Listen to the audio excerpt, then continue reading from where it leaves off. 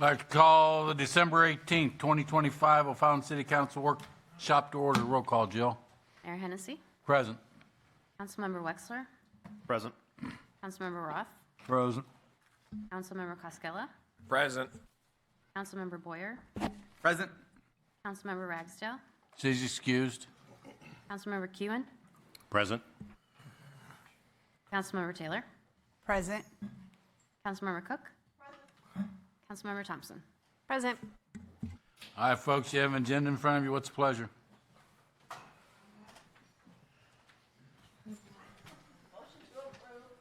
Adjourn. Motion by Councilwoman Cook. Do I have a second? Kewen. Second by Councilman Q. Any questions or comments? All in favor? Aye. Any opposed? Anything on the council agenda that you folks want to talk about? Seeing none. Workshop discussion items. I need a motion and a second to approve the workshop meeting minutes of November 20th, 2025. So move, Coskella. First by Coskella, second by Cook. Questions or comments? All in favor? Aye. Any opposed? Motion passes. Next, economic development sales tax. Patrick?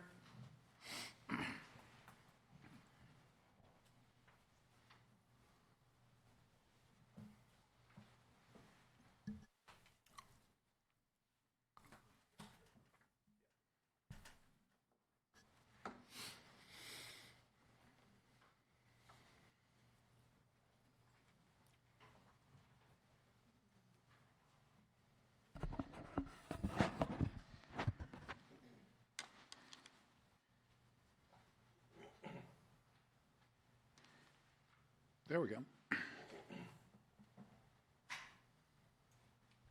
Greetings, everyone. Happy holidays. I have the opportunity to speak to you this evening about a potential economic development sales tax. So I wanted to share some information with you about this and seek your input, direction on how we might proceed regarding this matter. Municipalities are authorized by state statute to create an economic development sales tax. It's been on in the state statutes for decades. I was involved back in 2003 with some changes to the legislation that enabled communities, instead of seeking state legislative approval to do an economic development sales tax, actually to go directly to the ballot. And in that, we kind of improved and better defined how the particular economic development sales tax would be used.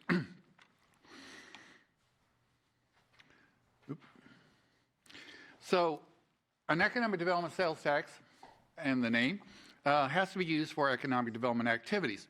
It excludes retail development projects except when redevelopment in downtown areas and historic districts. At least 20% of that revenue generated from the tax has to be directed towards long-term economic development preparation. And those could be land acquisition, infrastructure improvements, street extensions, public facilities, basically trying to promote job creation in your community. The balance of those revenues can be used for additional economic development activities, including job training funds, site development infrastructure, equipment, grants and loans for facade improvement programs. You can do economic development planning, marketing, administrative expenses. There are many, many examples across the state of Missouri, especially since the law was changed back in 2003, in terms of communities that have adopted an economic development tax. Here are three examples here within our region. The city of Webster Groves is also, their city council is, I don't know whether they've finally approved, but are being asked to consider an economic development sales tax for their April ballot. And you can see that kind of ranges in terms of how those monies are being used, the amount that they are being asked for with their tax. So what is the process? Council must authorize an ordinance, by ordinance, to add an economic development sales tax to the ballot. It can range from 1/8 cents up to a maximum of 1/2 cents on the ballot. If done, that ordinance needs to be passed and approved by January 22nd. And it is only being able to use for economic development purposes. It cannot be used to incur additional debt. So it can't be a means to create city obligated payments to debt service. You must create an economic development tax board. It ranges from 5 to 9 members. Representatives have to also include the school district, 3 to 5 appointed by the mayor with council approval, and then 1 to 2 community members appointed by the county in which the city is located. The county election authority would place that measure on the April 7th ballot. Approval by simple majority is needed. So we would go out to the vote of the residents and the registered voters of O'Fallon, and we would need simple majority for approval. The ballot language is very straightforward, very simple. How we might use that tax here if approved here in the city of O'Fallon. You could do downtown rail district development activities. As you can see here, some examples. Street improvements in industrial areas and high employment activity areas. Increased water storage and capacity for industrial users. I know there's been discussion about potentially a new water tower to support the Hoff industrial area. This would be something that could be an eligible expense. Sports tourism was one of the focuses of this council and some of the activities of staff in the coming year. Sports tourism, sports complex project that's going on there at Bryan and VMP. Economic development marketing, workforce development, skills training. If approved, what would be the actual fiscal impact? Did a little bit of calculation. The city, by our own sales tax revenues that we collect, about $18 million, would mean that we, as a city, generate about $1.8 billion in annual retail sales. At 1/4 cent, or 25 cents on a $100 purchase. If someone goes out to the grocery store or to a restaurant and spends $100, their bill would have an extra 25 cents on that bill for economic development purposes, and it would produce $4.5 million. And you can see that those same calculations for a 3/8 cents sales tax, and then a full half-cent sales tax, 50 cents on a $100 purchase, or $9 million in additional sales tax revenues. So what is the potential impact on O'Fallon households? I did this in the past and also had this calculation done by PGAV planners. They did kind of a back-of-the-envelope analysis over sales tax revenues, median household incomes, demographics, and they projected that at least 54% of the resale sales here in the city of O'Fallon comes from individuals who don't live in the city of O'Fallon. If you look at the market area of Target or Walmart or Schnucks or Deerbergs, it draws people from St. Paul, St. Peter's, other cities into our community. They come in, they buy, and they believe that at least 54% of those total sales are from individuals who don't actually live in the city, which means that whatever tax we would collect, less than half would be paid actually by our own residents. So after careful analysis, staff is recommending your consideration of a 3/8 cents economic development sales tax to be placed on the ballot in April. I'm ready for any questions or comments. I got a couple for you. Yes, sir. For the board, you said school district? Yes. Does that mean one from Wentzville, one from Zumwalt, and one from Francis Howe? Or what does that mean, since we have one, they're all in our city? Yes. I believe that at a minimum, we would need to have one if we had a 5-member board, but I personally believe the more the merrier. The greater the input that we get from our taxing districts, our citizens, our businesses regarding how those monies are used, and creating a long-term, stable economy for our community, the better. So, yeah, we could actually ask all three to have representatives on it. And the second one, I didn't see there about the sunshine. Are we going to put a sunshine on it, or we're not going to put a sunshine? Very good point, Mayor, and I apologize for not including that in my slide. Many of the other communities... Sunset, sunshine, sunset. Many other communities have placed a 10-year or 20-year sunset on this economic development tax. And so that would be another way that we could show the citizens that what we've done with those monies over that 10-year period and whether they would approve an extension or continuation of the tax. Okay. Questions? Brian? How are we going to, let the residents know what we're planning to do?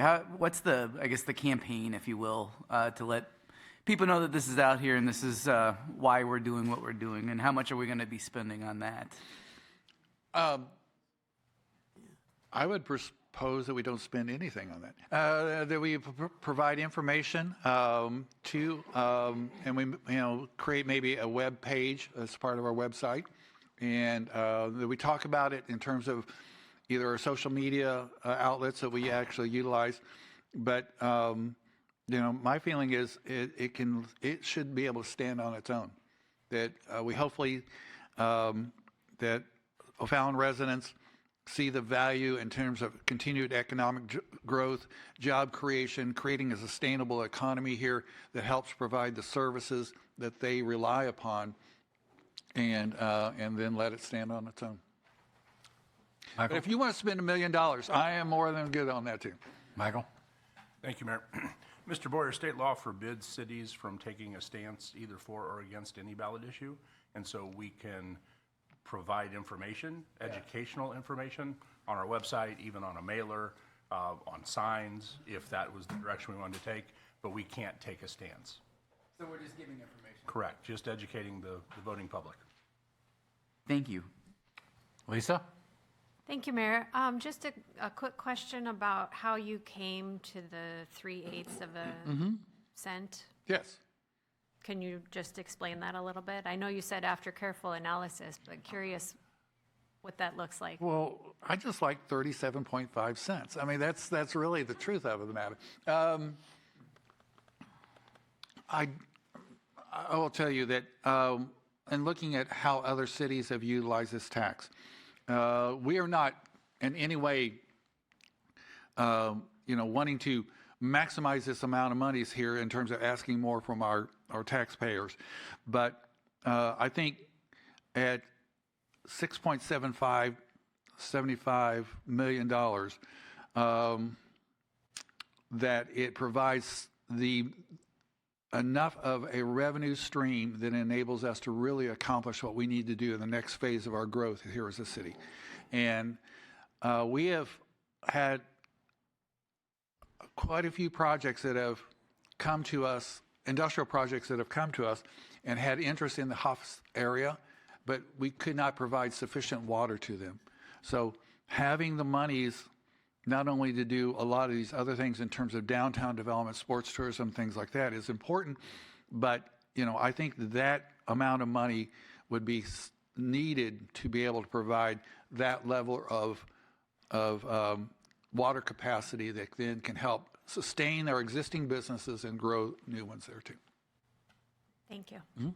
Michael? Thank you. Councilmember Thompson, beyond what Patrick just said, there are a couple other things at play. One is that this does provide the mechanism, and Patrick, correct me, I think it's 10% of this can be used towards administrative costs. And so as we watch our legislators do everything they can to negatively impact our funding, it would be extremely helpful to have the economic development's administrative costs, not outside of economic development, but economic development's administrative costs paid for, and take that burden off that general fund. So that's another piece of that equation as well. But Patrick's absolutely right. We have spent in the last 3 to 5 years a couple $1 million on downtown redevelopment, things of that nature, and this would really be able to ramp that up.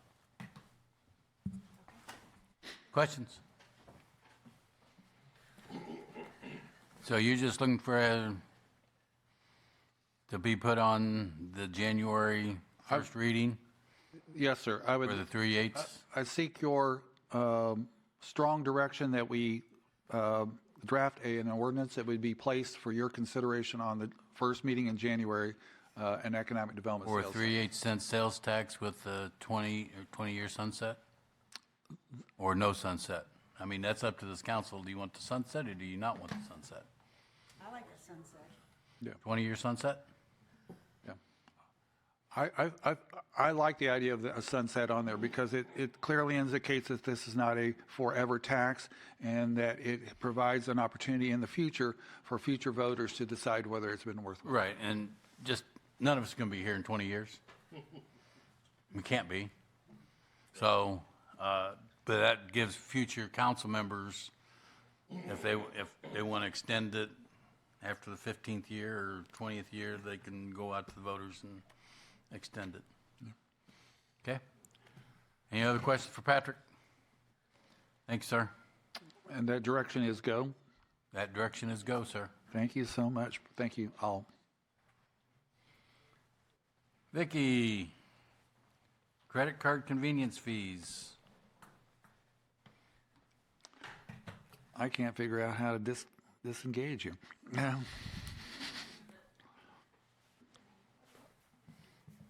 Just power it off. Vicky will take care of you, Patrick.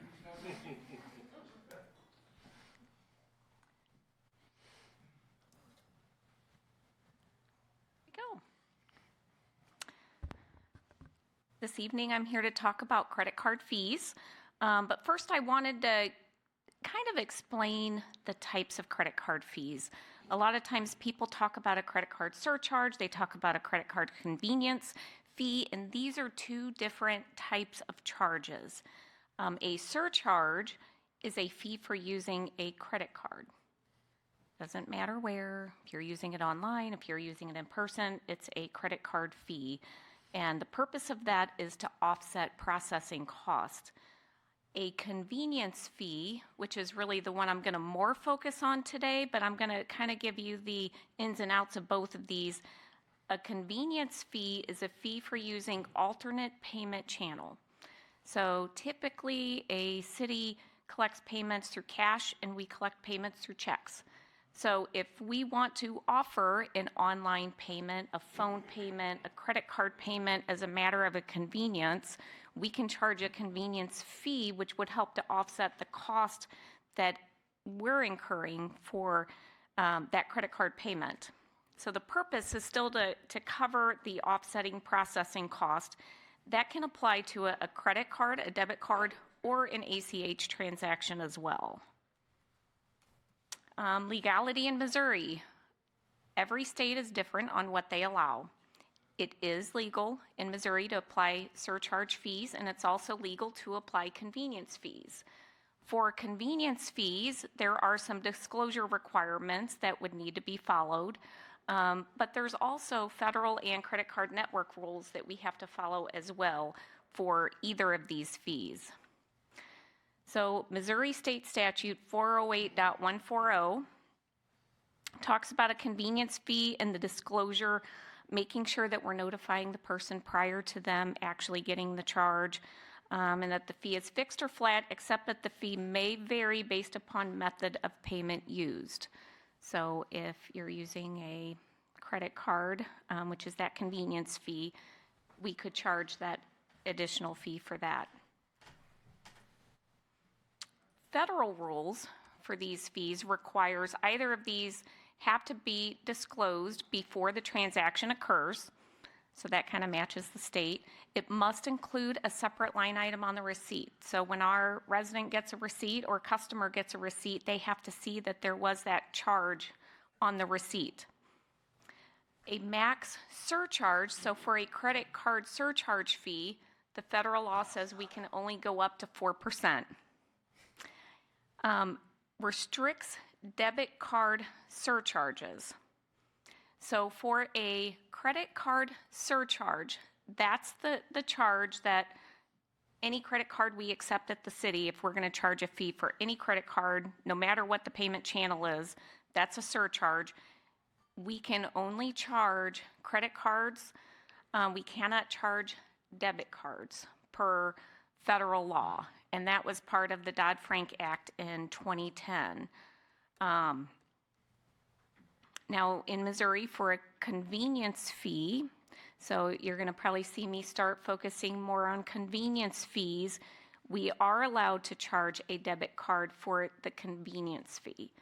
So not on the surcharge. An example of this would be the Driver's License Bureau. They have fees when you go in. Now, you can pay by cash, you can pay by check. There is no fee for those items, but if you wanted to use your credit card, there is a convenience fee that's charged. So then we also have to follow the card network rules. What does Visa, MasterCard, Discover? Those are the primary credit card payments we accept. We do accept some American Express, and there's a few other specialty cards that we see come through, but it's primarily Visa, MasterCard, and Discover. And then although federal law allows a 4% surcharge, Visa, MasterCard, and Discover caps it at 3%. And that's typically what I see when companies want to come in and they want to help us get a convenience fee or a surcharge program. Typically, I see them looking at about a 3% charge. We do have to provide notice to the credit card brand for a surcharge program at least 30 days before we were to decide to add those fees to our credit cards.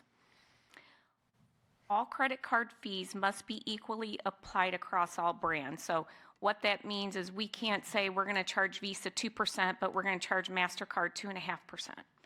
Whatever fee would be charged, it has to be charged equally against all of the card brands.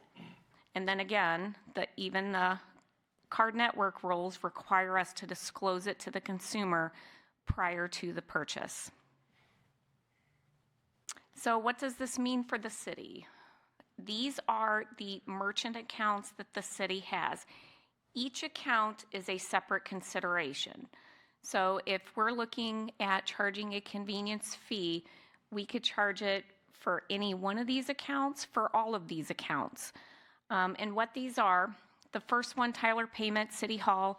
If I come into City Hall, any type of payment I make in City Hall, that's going to be the City Hall point of sale account. Then we have Tyler Payments, which is utility billing online. If I'm making a utility billing payment online, that's going to go into that account. Citizen Serve is our permit and licensing portal, and that's typically online. We do take some payments here on site, but payments on site are ran through the card present City Hall account. And then we have RecTrack, which now is PayTrack is a module they use, but this is for the recreation program. They have a point of sale. If I go into the Renaud Center and make a payment at the front desk, they have a web, so if I'm going online to make payments on the web, that's the e-com account. And then we also have a Moto account. The Moto account is your automatic billing account. So if I were to use my credit card to do an automatic billing for my fees, my monthly membership fees, then that's going to hit that account. On an annual basis, and this is taking into consideration the last 12 rolling months, the city paid about $388,000 in credit card fees. So I know the next thing you're going to ask is, what other municipalities have a convenience fee? So I called some. I actually did this today. Some of the individuals I talked to did not know what a convenience fee was and didn't know what their policy was, so I did get some additional clarification on it. But St. Charles County, and I know this personally, when you go to pay your property taxes, you're going to have a fee. That's a convenience fee. St. Charles City charges convenience fees. Wentzville, I think Wentzville's was 2% convenience fee. Lake St. Louis's was quite a bit higher. They are charging whatever it takes to cover their processing costs. St. Peter's, I called their rec center and they said no. I could not find any other convenience fees. I don't know if they charge it on utility billing, but I don't have any reason to believe they have a convenience fee. And then, of course, O'Fallon, we do not have a convenience fee. So the purpose of this presentation was to get direction from City Council. Do we want to move forward with implementing convenience fees for the city? If we do we want to apply them to all of our accounts or just certain of our accounts? So I guess I'm really looking for direction on how you would like me to proceed from here. I'll give you my thought. My thought is if we're going to do it, we're going to do it on all of them. That's my personal opinion, so. Questions? Lisa? Thank you, Mayor. Not a question, just a comment. I think that we should do this. I mean, $380,000 in processing fees is a lot of money. So, yeah, I think it makes sense to do this and to do it across the board.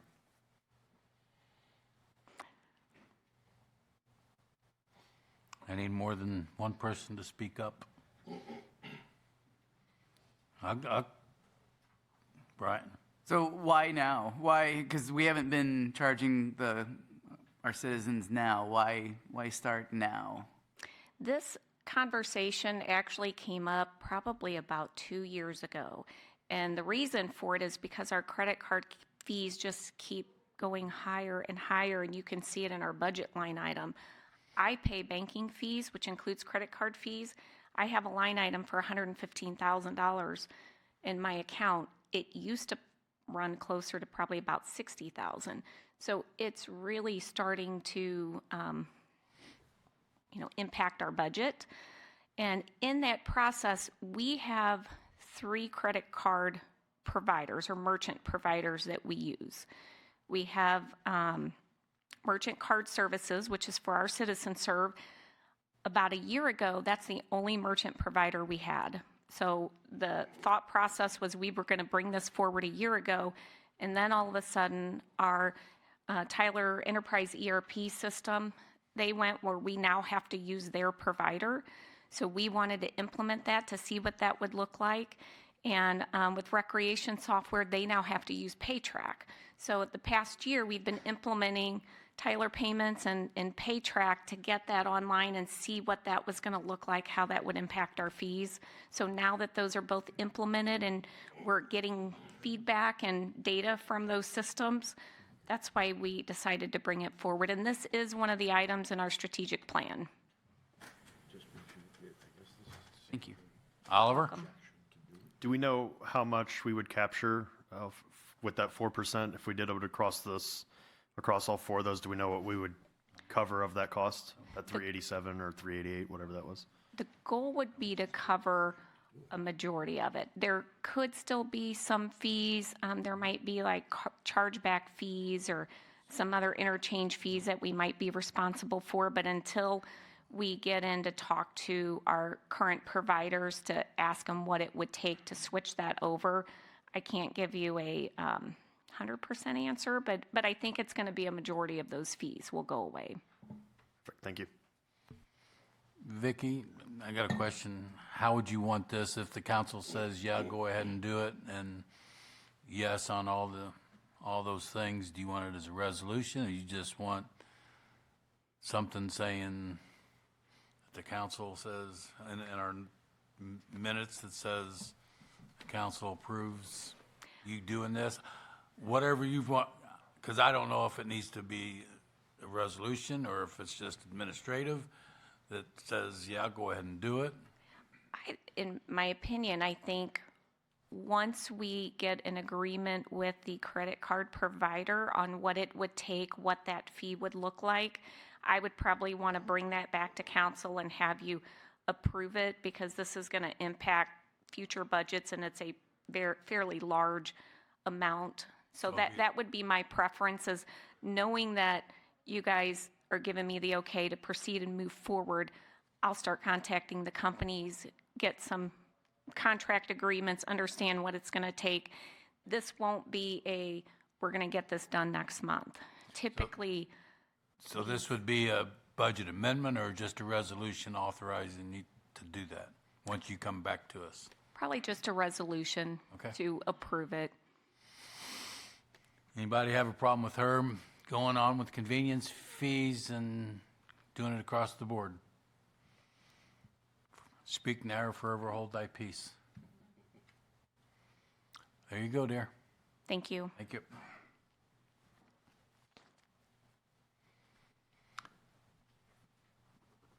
Next is discussion on the one-year moratorium for new multifamily apartment developments. Ms. Taylor, you're the one that brought this up. You want to kick it off, or you want me to kick it off? You can kick it off. Okay.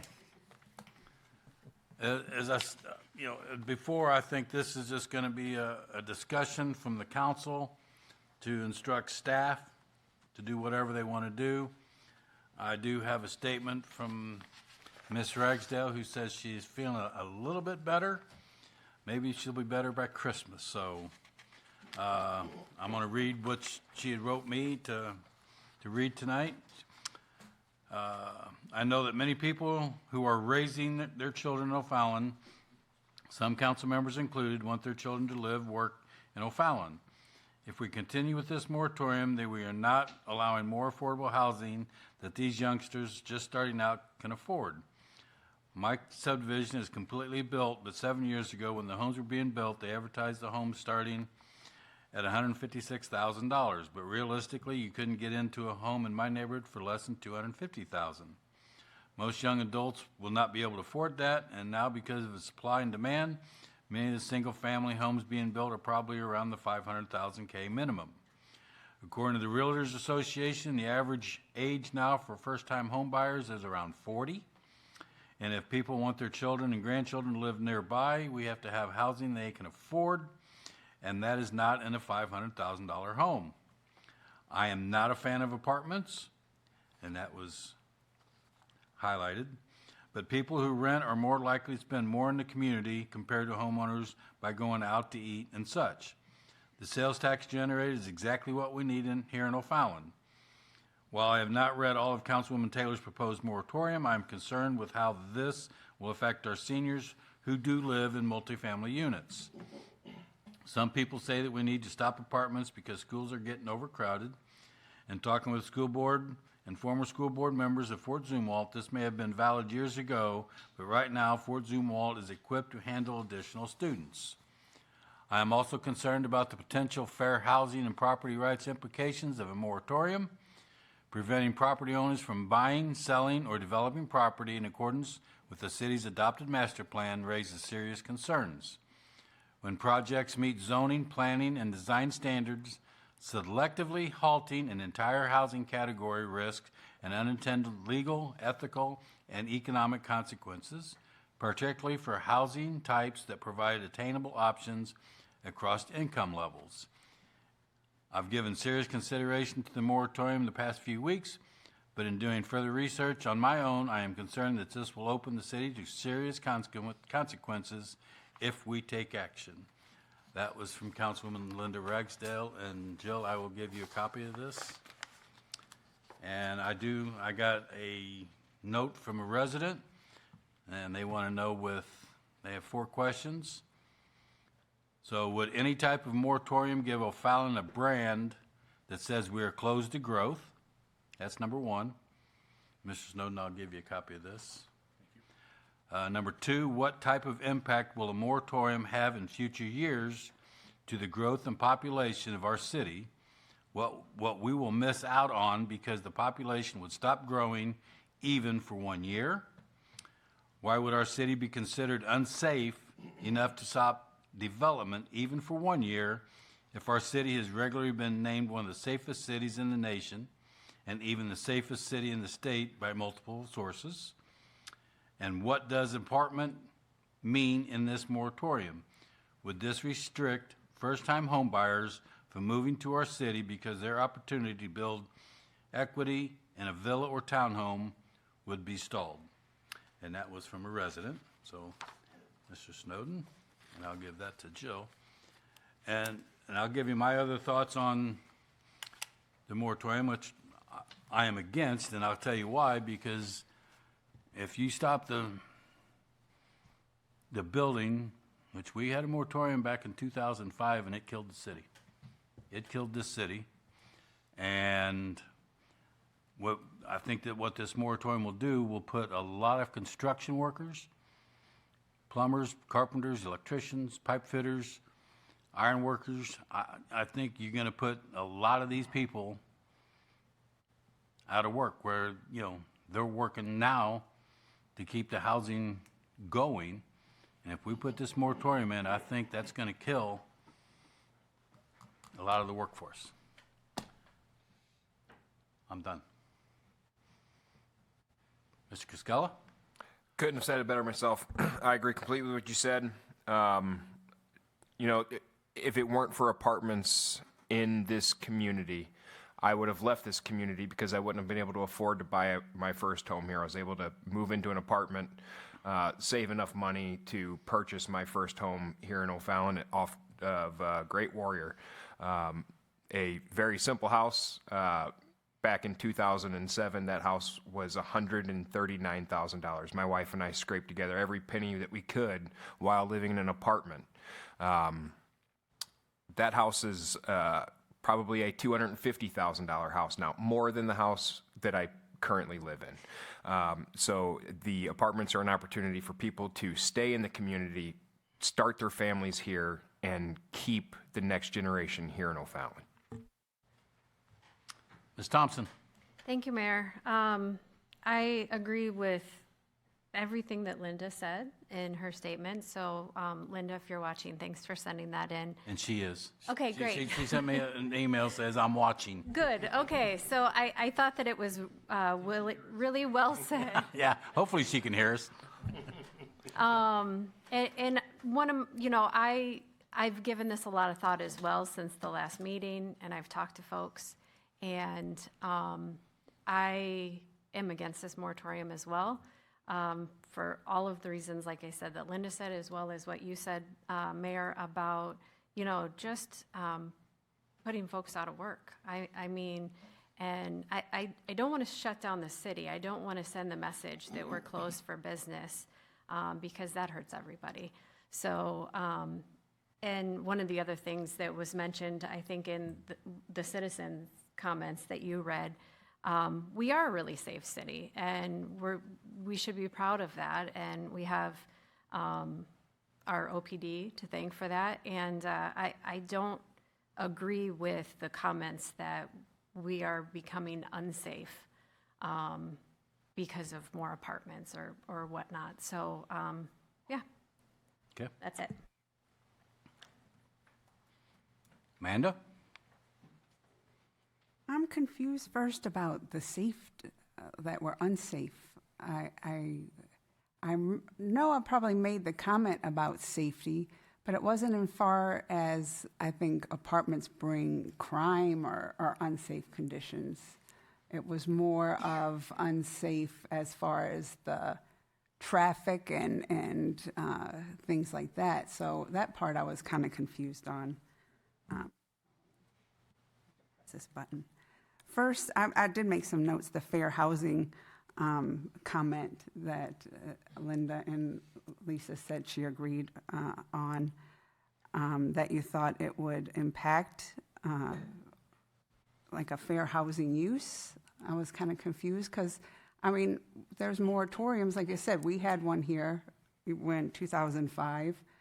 Dardine Prairie has one, like St. Louis. So I don't know why. I guess I'm curious, Lisa, why you would agree with the fair housing thing. Sorry, Councilmember Thompson.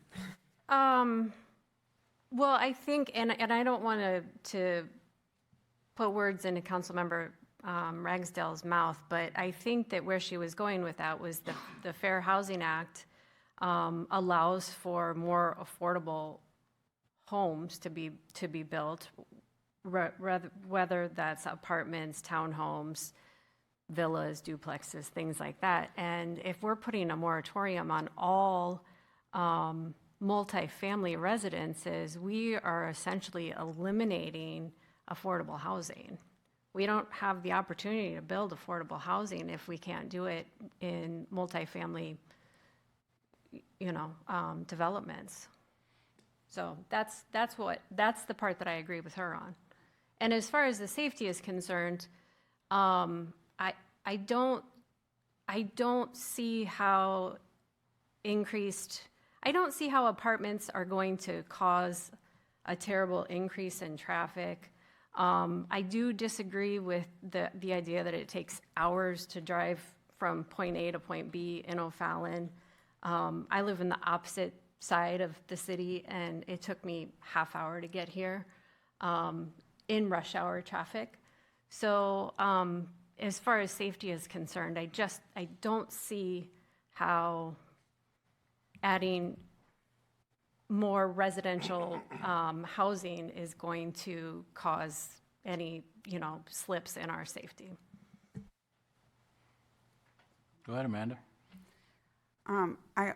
So is the only affordable housing that we can build multifamily or apartments?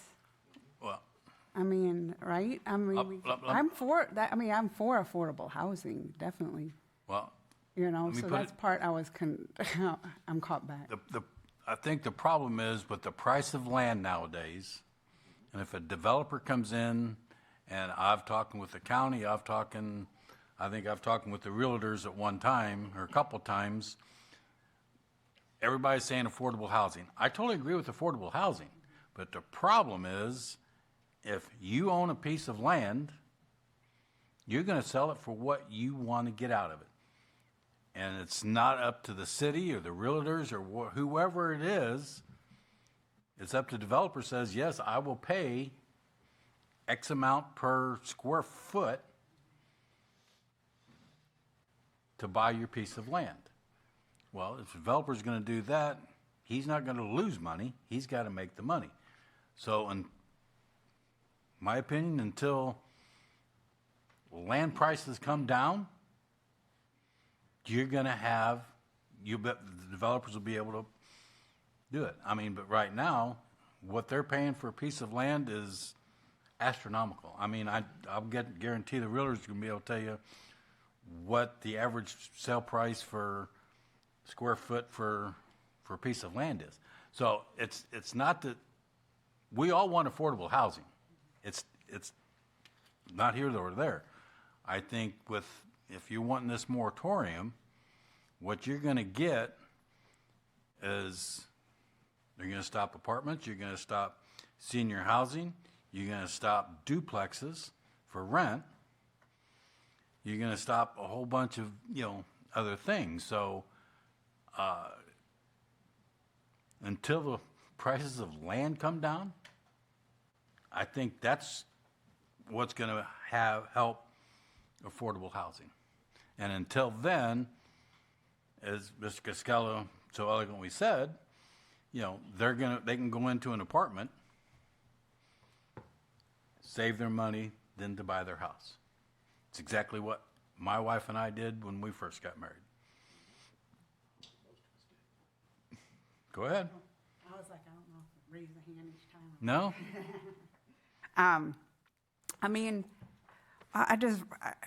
it just kind of baffles me with I just don't think the only growth that we can have in O'Fallon is apartments, or that not building apartments would put workers out of work. But I agree, I am for affordable housing.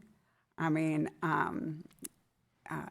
even before the last meeting, I was speaking with Debbie Cook about, she was saying a developer was talking about some multifamily units, and we were discussing that because I didn't want to eliminate, possibilities for affordable housing like that. And that wasn't the purpose. That's what I think that's what I'm trying to wrap my head around today, because the purpose isn't because I don't like apartments, or I think apartments are bad, or apartments are unsafe, or I didn't want to, my purpose was, I was looking at what brings the dense population, because right now I do think we do have a problem. I mean, Lisa and Jeff, I mean, they live in this nice, I guess, part of the O'Fallon where there's no traffic. But I mean, Jeff did ask, Councilmember Kewen, sorry, I mean, the audience that night who sits in our traffic, and every single person raised their hand. I mean, I'm just listening to what the residents are telling me. There are problems, and I'm trying to help them fix it. I think one of the problems is we are having this development and this bringing in this dense population, and we can't keep up with it. But like I said, I am affordable housing, and even before the last meeting, when I was talking to Councilmember Cook, we were talking about an amendment and to still, target this dense population, but an amendment for the multifamily where we allow like duplexes, fourplexes, six, things like that, to the moratorium. That's the problem. That is the problem right there. You cannot be selective. You can't just say, I want to put a moratorium on apartments, because it's a zoning issue. So duplexes are in R3 and R4. Apartments are in R3 and R4. Multifamily, senior housing is, you can basically put senior housing in any of the districts. So you can't just say, I want to put a moratorium on apartments. Could we define what we would consider as multifamily? I mean, that's illegal, I guess. Multifamily, Answer. I mean, right? it's already in our zoning code what a multifamily is. But could we, specific on the moratorium, put multifamily would include this? No, because not- because you're being Well, I selective mean- then. Kevin? Yeah.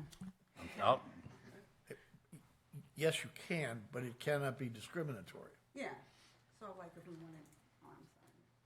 So if you wanted to define, multifamily as 6 unit or 6, what is it, duplex or above, or 8 above, that targets like the highest density. You could do that.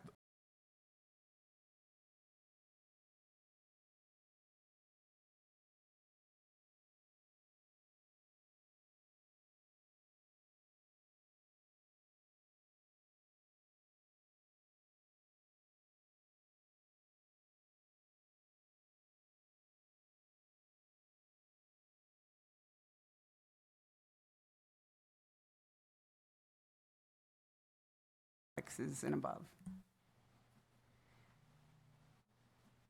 I'm sorry, I don't understand. You said so we can distinguish when we consider- are saying multifamily, we would say a 6-plex or above. If there was to be such an ordinance, Yeah. it could have a definition of the type of units, or the type of construction to which it applied. We'd have a current definition of multifamily, which is anything other than a single family. If you want a different definition, you can, but I caution, that could be very difficult to write. Again, because you can't distinguish based on how they're occupied. okay, hold on. Mr. Casillas, do you have something? Not anymore. Lisa? Thank you. So one thing I wanted to point out too that I failed to mention before is that, so a couple of things. We have not really been building a lot of apartments in O'Fallon over the last several years.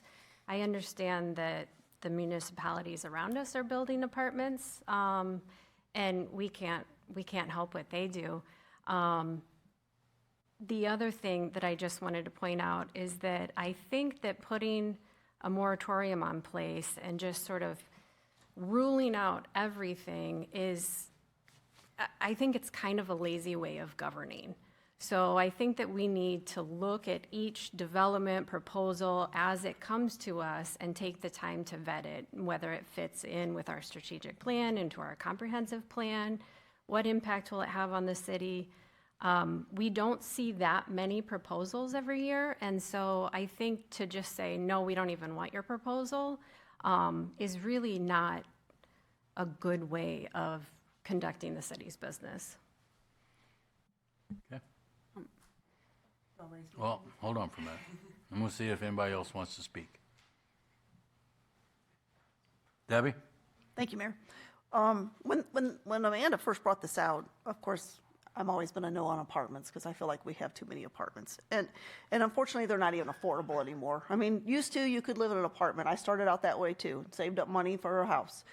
The poor people can't even, poor young people can't even do that anymore. I mean, their rent on an apartment is more than my house payment. So unfortunately, that doesn't even help affordable housing. These apartments going up are not affordable.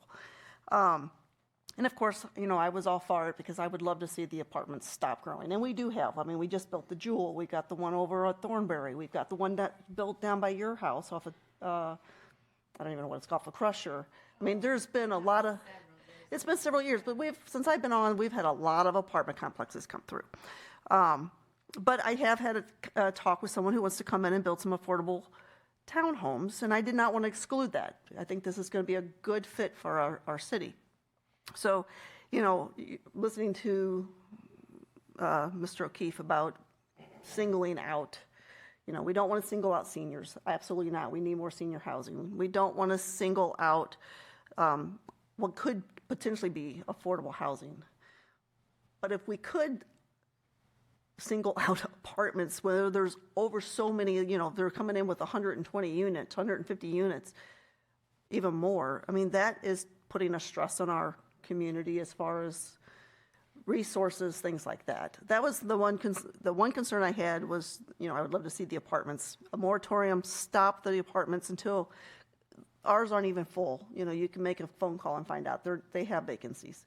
So if there was something we could do with just the large apartment complexes coming in, that would something I would like to see.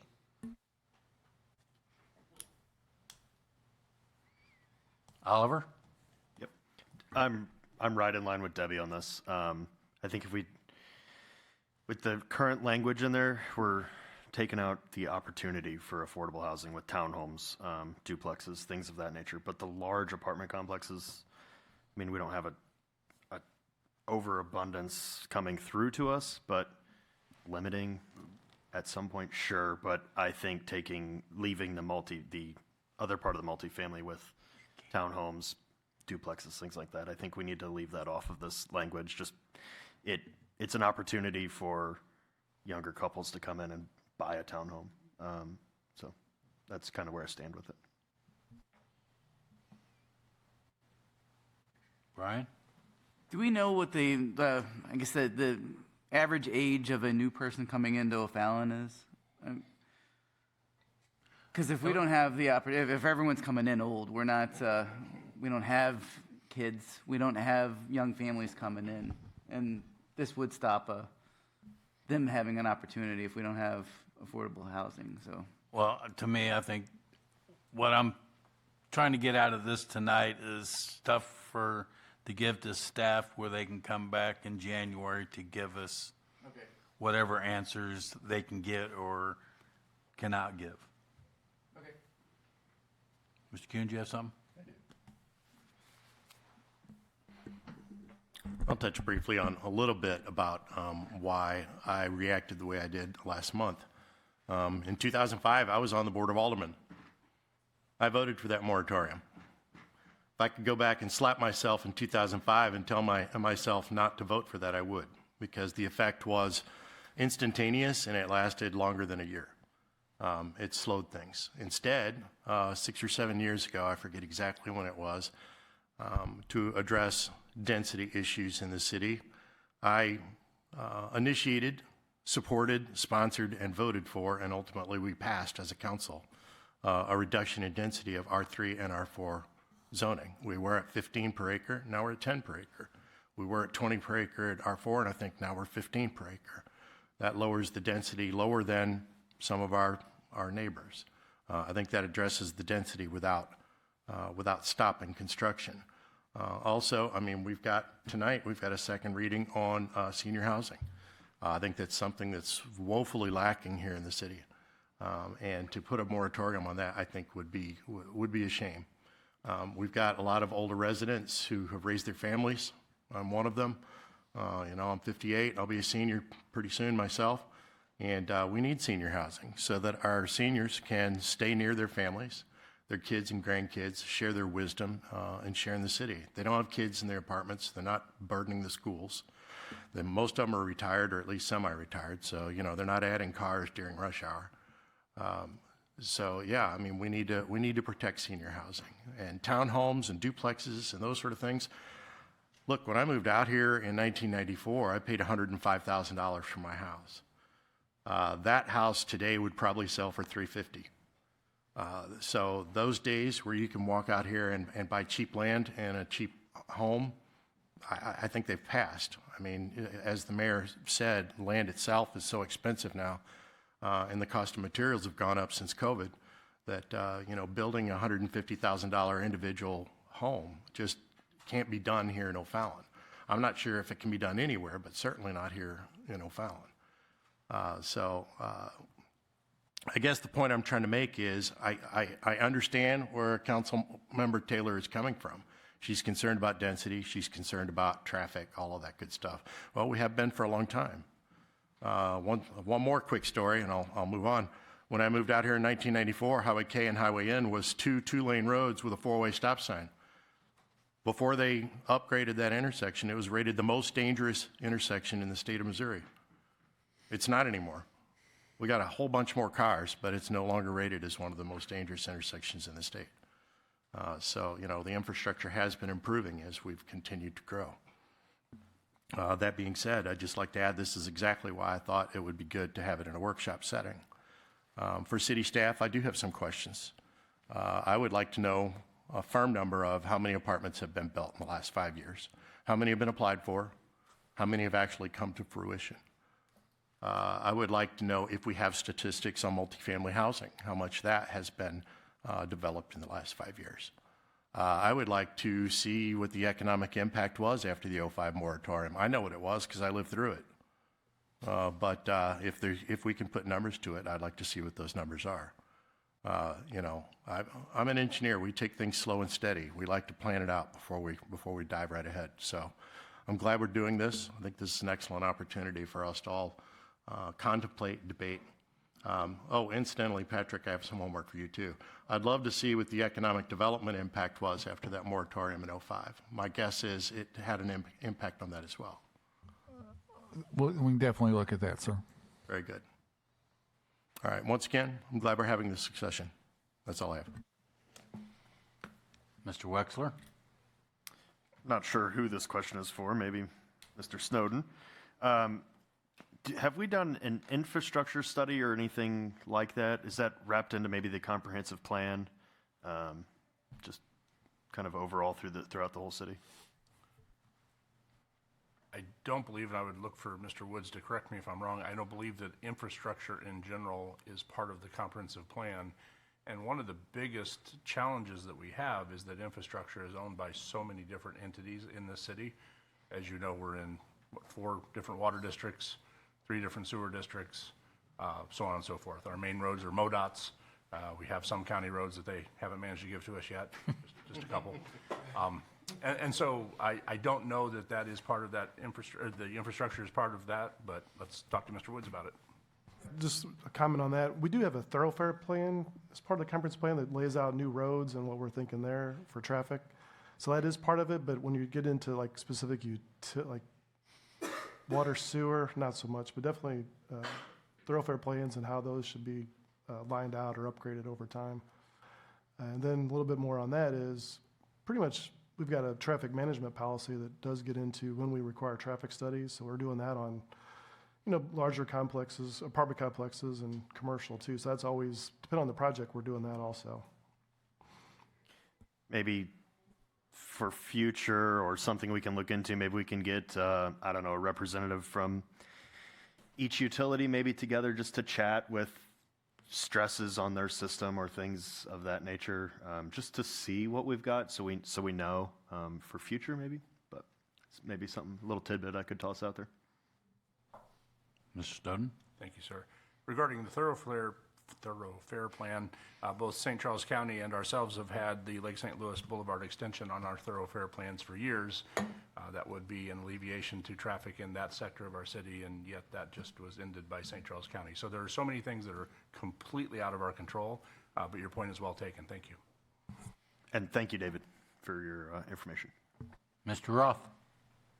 Yeah, I can't be the only one not to make a comment on this, so I'm gonna just make a comment, a few of them. I'm not for apartments. I'm not for this moratorium either. I was a roofer back in 2005, and I know how things kind of slow down a little bit. But I definitely know that we need to redefine the word multifamily and get a few of the definitions taken care of to where it can define more situations, more buildings, more numbers. And I would also like to see the numbers on the economic impact from back then. And that's all I got to say. Mr. Cascala? Thank you, Mayor. Another challenge for David. How much ground do we have currently undeveloped that is R3 or R4? Well, if you don't know that, I mean, to me, that's just going to be a question that's going to come back to us in January. Yes. That way, you know, all I want is questions from the council. I don't want to put staff on a, no. I don't want him saying we have 10 R4 zoning when we have 15 or whatever it is. Right, and that I completely understand why you're asking me or saying that.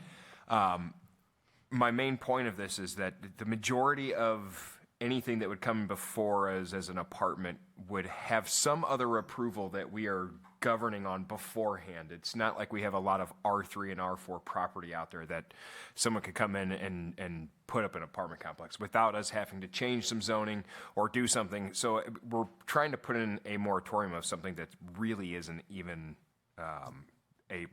something that can just happen. Like, we're going to have some sort of council action on an apartment complex that comes to us. Okay. Amanda?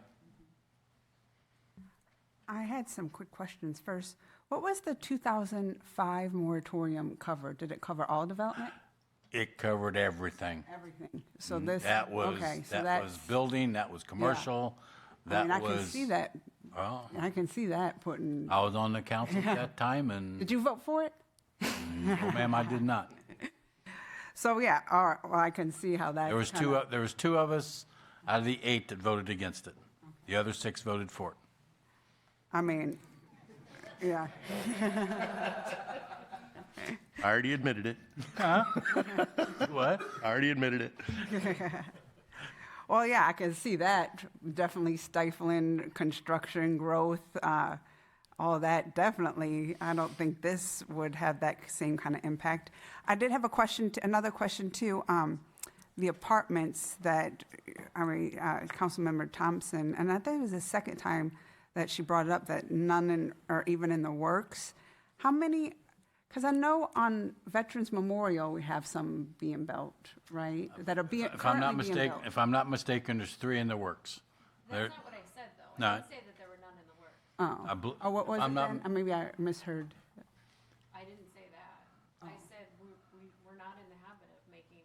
We're not in the habit of putting up a lot of apartments. Amanda, I think what we can do is that's a question for staff of how many are in the works. If I'm not mistaken, I think there's 3. There's one down in Caledonia in front of the Rush. There's one off of Tom Ginever. And then there's one off of VMP at O'Fallon Hills. That's the one you're referring to, Thornberry. Yeah, those Indian. That's senior. But the one at Thornberry is apartment. Okay. And So- that's one's currently being built. And then. As far as Okay. my that you remember. recollection. And then because I know too, and that's kind of what spurred this, that there are some, like we've given extensions for or kind of planning, right? Like the one on TR, is it by TR Hughes that they had a big one? We've given him the extension with, he better have it in by whatever the deadline date is, because I basically told him he's not getting another extension. And is that the only one that we have that are like not being built yet that are having so, well, I guess To me, not, that's yeah. a question for Oh, I don't again, for staff to keep putting all, come keep back putting all and this give it work to us on you, on huh? Yeah, so that would be something I would like to Yeah. know too, that, with that. I was gonna say with the multifamily and affordable housing, with Oliver and, council, I keep calling y'all by your first name, I'm sorry. I said, I'm for affordable housing. I agree with Councilmember Cook. I told you, I have a 20-year-old, and every apartment around here that they looked at, he can't afford. So that was like a big thing with me, that apartments that are not being built are not affordable. But and she talked about these townhomes, and I was definitely interested in and would be for not including, that sort of thing. So I just wanted to say that. I know you talked about senior housing, and I love my seniors, right? I love and I do want to say, Councilmember Kewen, you are right. Thank you, because I'm enjoying this discussion. I think it's very great that we're having it. So, so about our senior housing, we have the one we're voting on tonight. There's a lot of I've been in talks with MHDC lately. There's a bunch of different problems that they're charging more and they're having some trouble or everything. But do we have zoning that is just for senior housing? No. You have a senior overlay district, which means they can go in R1, R2, R3, commercial. So there's a senior overlay district that's the zoning district with the senior overlay over it. And are we bringing in, because I know what the one tonight and most that I know of, are they all these low income? Not all of them. I believe the one up O'Fallon Hills is not MHTCD tax credits. These are basically for 55 and older, but they're market rate. And when's the last time when were those were the only ones built, or the more recent? Those were you on P&Z? I think I was on P&Z, because it's been a couple years. I think that they've been in the process of building it, so yeah. Yeah, they're building away now. Because you were on P&Z when we approved it, right? Yeah, because I was just thinking of I don't know if this would affect even the senior housing that much, especially with the program, because, right, they have to have like applications in at the end of the year, and it's even that a whole process takes like a year. So I didn't know how much that would affect them. Okay. Do we have any other questions for staff? Ms. Thompson? Thank you, Mayor. So I think I'd sent an email, but I just wanted to get it on the record with staff that I think it might be good to do sort of an overview of the process that we went through to come up with the latest comprehensive plan that I think was published in 2021. I just would like some of our newer council members to sort of hear how that went, how we did community outreach, got input, how land was zoned, the way that it was zoned, and things like that. So that would be my request. Mr. Kewen? I have a question that Linda asked me to ask for staff, and it says, how much land, how much land is available that P&Z can allow apartments for without things coming to us for rezoning? Yeah, it's that question, but I think that would be a rezoning. If it's zoned commercial and he wants to rezone it to R3 or R4, that's, so. How many R3 and R4 zoning do we have right now? Right, which brings to like the driving range. That's an issue, you know, and then that's one of those that possibly needs to be looked at into rezoning because it's not a good place for an apartment anymore. Maybe it could be rezoned to something else. Any other questions for staff? 6:41. Going once, going twice. So you got them all down. So hopefully we'll have these back for the workshop on January 15th. I was looking for March 12th, sir. No. We will do our best to be ready for January 15th. Okay. So then it's going to be up to this council to say, after we get the questions back from staff,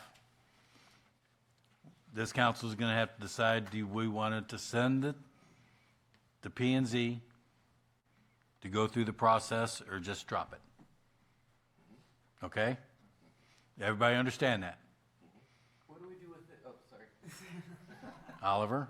I think Brian and I might be on the same wavelength here. What do we? Oh, wait, stop, hold on. Okay, go ahead. What do we do with it? The current moratorium that's on our agenda tonight. What do we do? It stays on the table. Okay, we can leave it on. Is there a time that can stay on the table or? 3 times. Got it. Thank you. Was that your question, Mr. Wavelength? Do we need to make a motion to leave it on the table?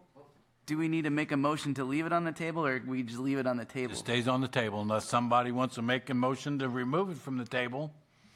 There will be no discussion on it.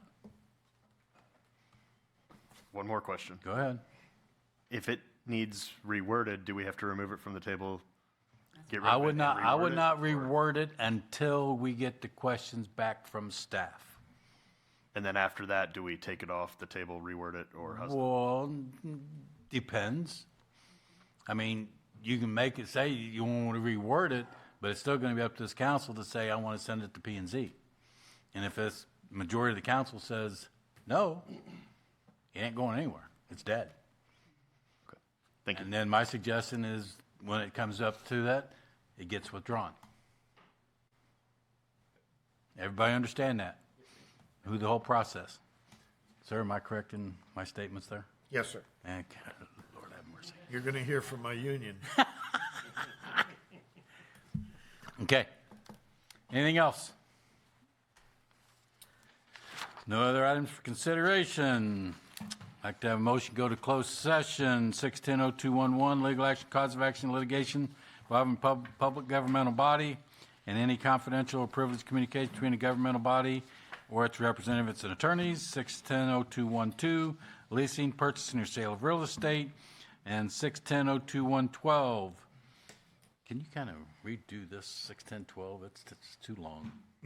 Sealed bids and related documents till the bids are opened, and sealed proposals and related documents or any documents related to negotiated contract till a contract is executed or all proposals are rejected. So moved, Kewen. Second, Wexler. Motion by Councilman Kuhn, second by Councilman Wexler. Roll call, Jill. Councilmember Cascella, Yes.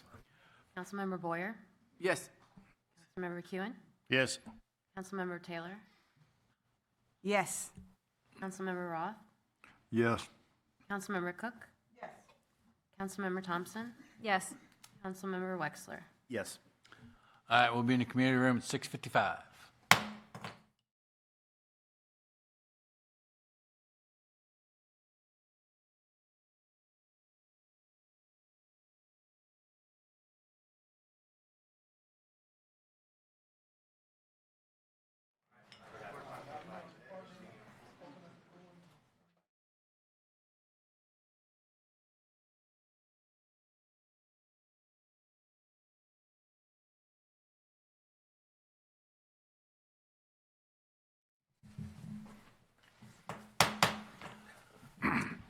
I'd like to call the December 18th, 2025 O'Fallon City Council meeting to order.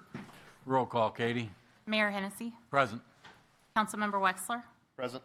Councilmember Roth, Present.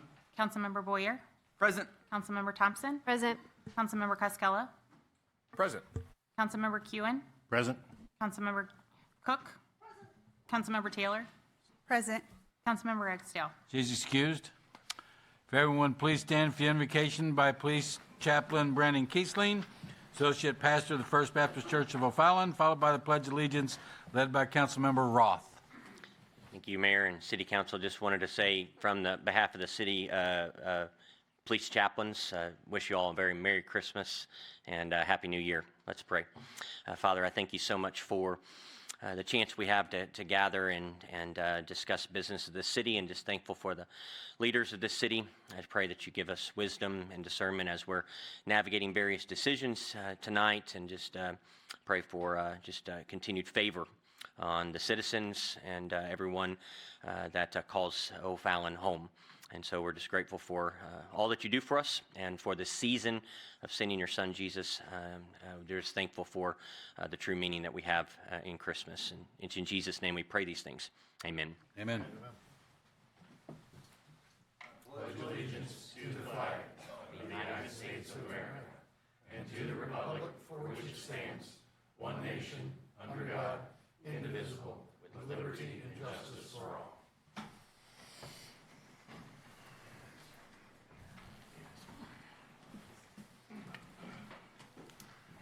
Folks, you have an agenda in front of you. What's the pleasure? Motion to approve, Kewen. Second, Cook. Motion by Councilman Kuhn, second by Councilman Cook. Mr. Costello, you have anything? Yes, sir. I would like to lay over Bills 7798 and Bill 7799. All right. So just, you're going to lay that over when the bill comes up on the agenda? That is correct. So you're just letting the residents know that there will be no action taken on Bill 78? Correct. There will be no voting action for approval of Bill 7798 or 7799 tonight. And no discussion? Okay. Any other questions or comments? All in favor? Aye. Any opposed? Motion passes. Chief, we got a couple of new police officers.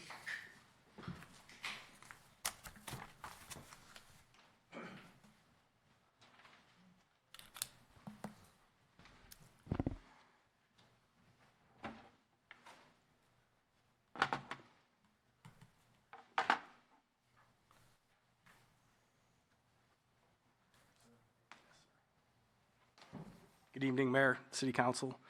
Tonight, we're proud to introduce our two newest police officers, Ian Mullen and Aiden Cook, and officially welcome them to the O'Fallon Police Department and to Team O'Fallon.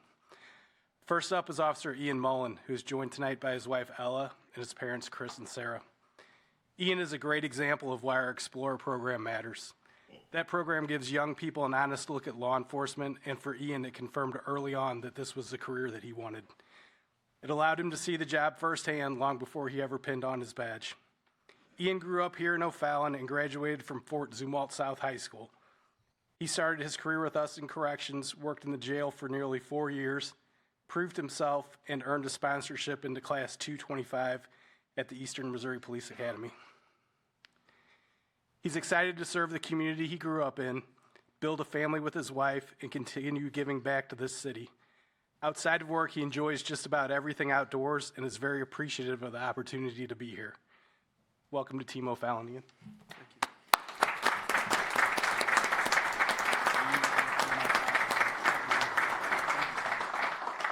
Thank you.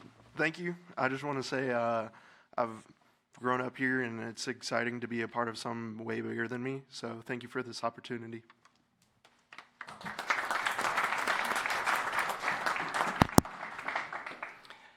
Next, we are pleased to introduce Officer Aiden Cook. Officer Cook is a graduate of Timberland High School in Wentzville, earned his associate's degree from St. Charles Community College, and recently graduated from the Eastern Missouri Police Academy as a member of Class 225. So yes, these two already know each other. They know how to rely on each other, and it actually makes our job just a little bit easier. Aiden comes from a supportive family that encouraged his path into public service. Outside of policing, his interests include football, playing the piano, and staying fit through martial arts and CrossFit. We're proud to welcome Officer Cook to O'Fallon Police Department and to Team O'Fallon tonight. Congratulations.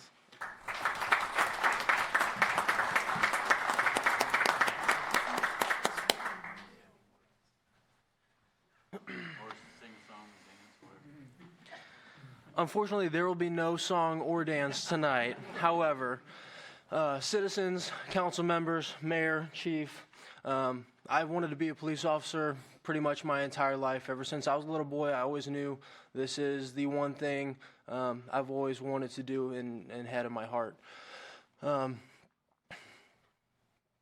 There's not many other things that I could think of that would have ever given me the fulfillment of being a police officer. And I've been lucky enough to, in my first couple shifts with the O'Fallon Police Department, experience firsthand a very welcoming, warming, and knowledgeable group of officers and command staff that have proved to me that this is indeed, in fact, what I've always wanted to do. So once again, I appreciate and am eternally grateful for the opportunity of serving this city. So council members, mayor, chief of police, and the entire rest of the police department, I thank you guys.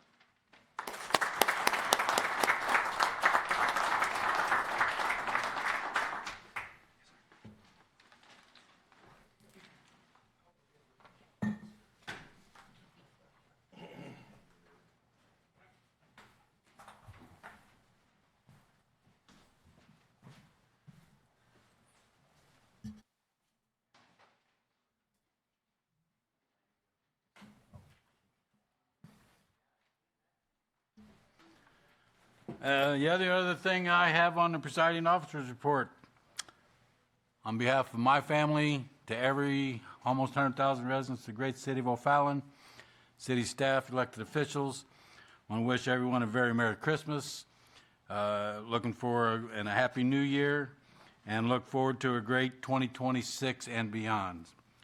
So, with that, we have citizens' comments. This is a reminder, we have 3 minutes on citizens' comments. So, Eugene Doer, do you still want to speak even though there's going to be no action taken on these items? I believe I'll just say a few words if you don't mind. Come on up.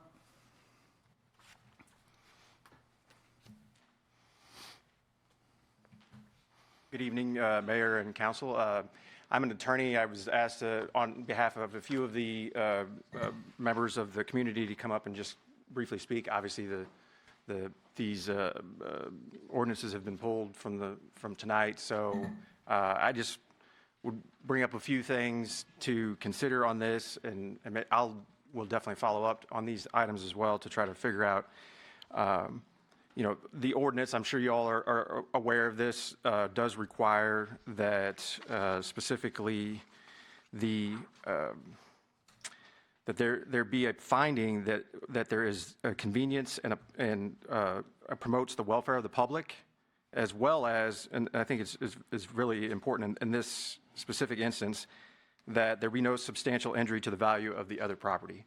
I don't know if you all are aware, but there are homes that are $1 million or more right next to where they are proposing to put in an auto repair store and a drive-through coffee shop. So I think that that's something that definitely needs to be considered. This area was also in 2020 by the city approved for a community improvement district.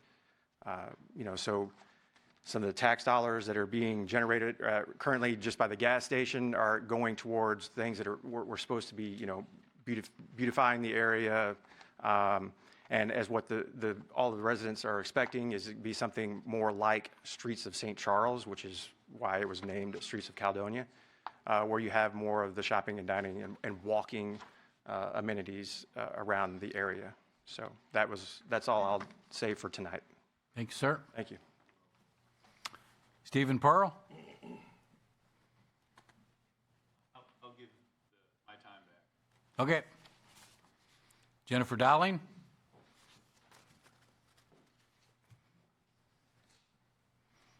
Now, you do know that there's no action on it taken tonight. I do. Okay. My name's Jennifer Dowling, and I live in the streets of Caledonia, but I have some food for thought for y'all to think of over the next month. Okay.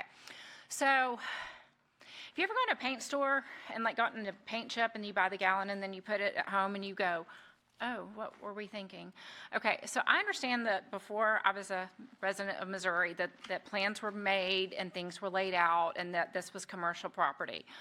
But Just by definition, C2 is for general business, yet C1 is supposed to be designated for commercial properties that are more controlled, limiting the type of business to maintain specific character, often near residential areas. So while my child was at the bus stop the other morning in the dark, at 6:45, yes, the bus comes and picks up the middle school and high school kids at 6:45 in the morning. I don't even know my name. My kid definitely doesn't know her name, and we're getting on buses in the dark, okay? So afterwards, me and a neighbor, we walked with our feet from the curb of Kenny's house to the curb of where they want to put these drive-through businesses. It's less than 40 feet. Like, that's how close this is.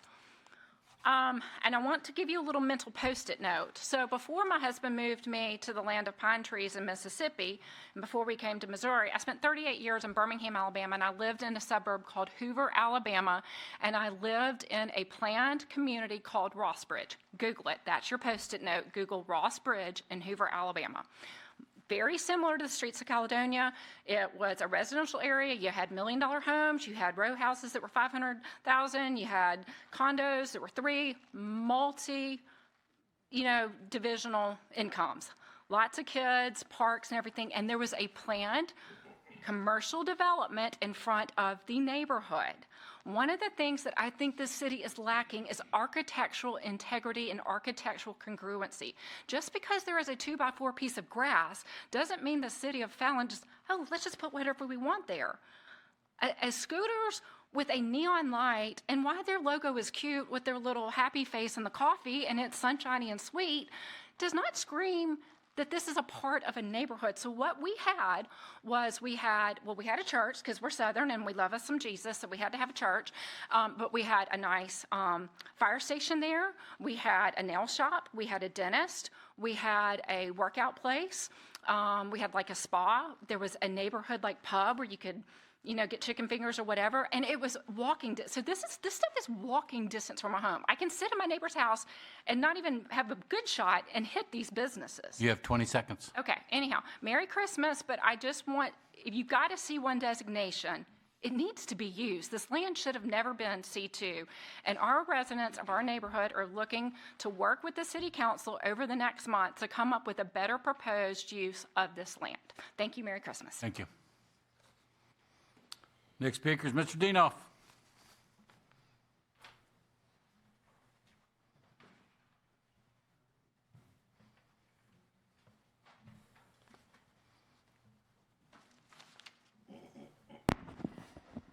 Good evening, members of the City Council. My name is Arnie C. A.C. Dienoff, City Public Advocate, running for Ward 1 City Council. And the first question that I have for the mayor, the city attorney, and the city clerk is, I filed my declaration of candidacy last Tuesday. This is not on the agenda. Please move on. Yeah, but the city clerk isn't recognizing my declaration. Sir, I think you had a your time is still running. This is not on the agenda. You need to move on. Under Robert's Rules of Order, I'd like to have a vote of the council to speak about my declaration of candidacy that was verified and filed. Does anybody want to speak? Have me speak about this? No. There you go. Move on, sir. Somebody just raise their hand. Okay. You got 8. You got 7-1. Move on. See you in court, Mayor. Thank you. So the next thing that I'd like to speak about is Bill 7809. I guess staff recommends that you put it on the table. Whoever negotiated this over $225 million of corporate welfare and corporate giveaway should be fired as the department head that negotiated this awful contract with Patel and OFallon Playfield Commons LLC from Cape Girardeau. Andy Patel, whoever negotiated that, is just selling us right up the Mississippi River, which borders our eastern border of our city on Missouri 79. When it comes to the agreement, and there will be 2 taxing districts that will increase our sales taxes with this property that you want to create with Mr. Patel. And it's just going to, with that and the ambulance district having a tax increase in April and the fire protection district, and now you want an economic development tax, it just gets ridiculous and ridiculous. We're going to be paying 12 to 14% sales tax. So the agreement with Flock Safety, which is a resolution, it's $137,250. And I'm just sick that we're spending this kind of money instead of identifying and producing something in-house with Mr. Adams, who's capable of producing that type of software to record and have the data for the flock cameras. Body cameras and in-car cameras, another $321,000 contract for the 2026 budget. I thought we were done with this. I thought we bought all the body cams and all the in-car cameras. It just keeps going on and on and on and on and on. Advanced skill training of the law enforcement center. We're spending over $40 million when St. Charles County, Jefferson County, St. Louis County, and Franklin County are spending $50 million in a law enforcement center. And now another $96,000 on the law enforcement for design. Wastewater treatment plant, odor control updates. I thought we did all that with the opening of the sewer plant, which I'd love to have a tour of. Another $1 million and $52,000. Aspire construction for City Hall IT server room location, another $514,000. Is this really necessary? Instead of doing it with in-house staff, on-staff IT people. And finally, Ella's Place, who's a great friend, the Schneiders of the mayor's, wants an extension of our construction agreement. Mr. Dinoff, time's up, sir. Thank you. Next speaker is Jeff Stoyanov. That's close. That's close enough. Better than most do. Good evening. My name is Jeff Stoyanov. I am a homeowner and trustee at Amber Meadows subdivision, and I'm here to talk about 845 Feisey Road plat approval that you all have before you tonight later. Jeff, can you raise the microphone up? Oh, sorry. Sorry. There you go. There we go. There you go. You're good. There we go. All right. My neighbors and I came to the Planning and Zoning Commission several weeks ago to voice our concerns. The notice was posted of a public hearing, and we came up because we all have very serious concerns about this development that's basically being shoehorned in where the big radio tower sits out there. And the developer found a very ingenious way, I guess, to draw a circle around the tower and shoehorn these 19 homes in. I don't think it's a well thought out plan by them, but that's not what I'm here to talk about.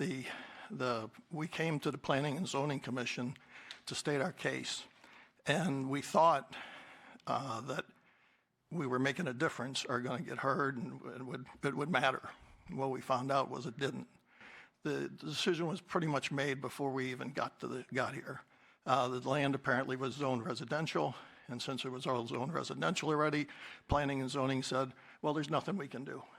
And that just struck me really funny that, well, first of all, why'd we all waste our time going here and stating our case when the show was over before it even started? So I see it's on tonight. My understanding is it's just a procedural type vote since Planning and Zoning. And my question is just about the whole process, and that I think that process really needs to be reviewed. To approve a development of any kind without the vote of you all who represent all the residents of the city just doesn't seem right to me or my fellow neighbors and residents. So hopefully when it comes to that tonight, you can look at maybe tabling that and reviewing the process and seeing if something can be done about it. Thanks, sir.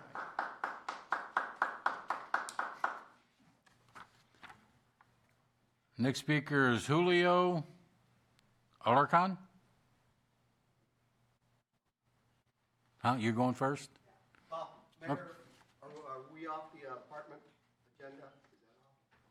It's on, but there's... Okay, that's what we wanted to speak about. Well, there's no public hearing on that. So if you want to talk about it, now would be the time to speak. You have the 3 minutes because there's no public hearing on it or anything. Okay, thank you. Good evening, Mayor, Alderman, Alderwomen. I'm here, I'm a representative for Carpenters Mid-America Regional Council and Charles Williamson. And I'm here to oppose and support your apartment agenda because of the history of what goes on here in St. Charles County. By far, we've led the state as the fastest growing county in the state for decades now, and have been recognized across the nation as such.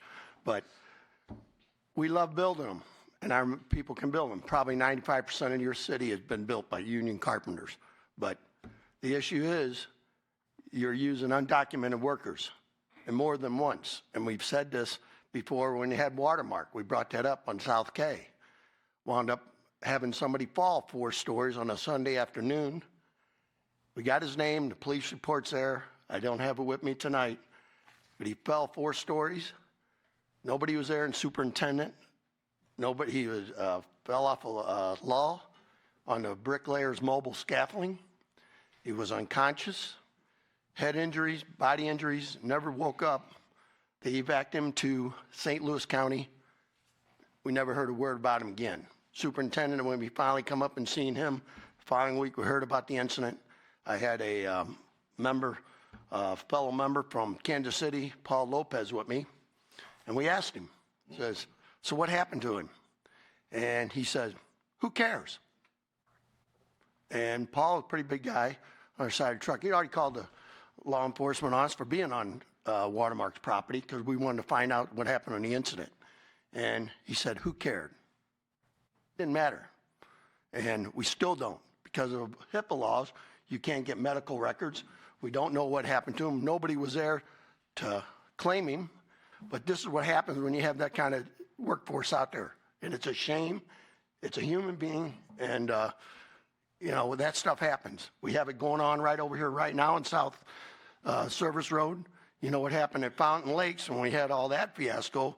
And Mayor, I thought we had an ordinance that was going to address some of this with undocumented workers. But things are going on, folks. I mean, they're robbing from everybody. And we'd like to see it changed. And you guys have the authority to do that, plain and simple. So we build them all. We don't have a problem. Top to bottom, we build them right. Even when our guys took over OFallon Lakes, 3 of the buildings, and one of our biggest developers and builders block, said we should have just tore down the 3 buildings. They had to do so much to make them right after they had been working there for 3 months. We had Sarah Steelman from the state here. You had 10 seconds, down sir. there. All right, well, anyway, just make you aware. That's what we're here about. Thank you, Mayor. You guys all have a happy New Year and Merry Christmas. Thank you. Sir. Okay, Julio?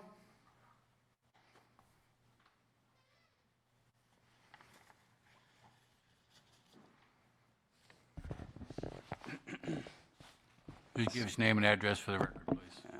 My name is Julio Larcon. I'm with the Carpenters Union as well. And address? What did you say? I'm sorry. No, I didn't say anything. Okay, my apologies. Just your name and address, then you go ahead and start. Okay, I live in Overland, pretty much. Just what you want to say about? Yeah, I'm just, gonna mention, I know there is a proposal, a little bit about halting all the construction along for 1 year. I'm just gonna say that I'm opposed to it, for all the local contractors in general. So it will be a little bit detrimental. That's all I want to say about that part, Now, I'm going to pick up right on what Chuck Williamson mentioned, right? It's, I know he's been talking about there's some safe rails on these big developments and apartments in which, unfortunately, there is, I guess we call them the labor brokers, which they are the ones that bring all these workforce across state lines, When we say sometimes, it's like a smuggling, people across state lines. And so these members, unfortunate, sometimes, most of the times, they don't have the legal documentation. There is no way for them in this case to have a case or to speak. They are on this circle that they cannot go away from this labor broker. So now, since I'm on the field, now I have the opportunity, and then come and talk to me, and then they voice their opinion. So now, to you guys, council members, it's just, I don't know, maybe perhaps you guys know a way to do or how to solve this issue of what we're talking about, labor brokers, unscrupulous contractors that take advantage, and in this case, tax fraud, because most of the time, these members, they're getting paid under the wage standards in the area, and it's unfortunate. If I tell you that it's $10, sometimes it's like, wow, I'm impressed, $10 at this time and age. And yes, it's getting paid cash. Sometimes these members come to me because, I speak the language, and I'm the only one that, for them, seems to be like I can help them. But honestly, that's why we're over here for you guys, to see perhaps in the future there is some safe guardrails that you guys can think about this, or how we can prevent these situations. And there is many apartment buildings that I can name. One of them right now is in west of Fallon Drive of the South Service. Glover Senior Living Facilities is one of them. I go over there, I say hi to the guys, because again, that's our job, is to give the opportunity. And then with time, they start talking to me about that they're coming from Indiana and they're getting paid $12 an hour, $10 an hour. You have 5 seconds. Okay, thank you very much. Thank you, sir. Our next speaker is Sarah Bell.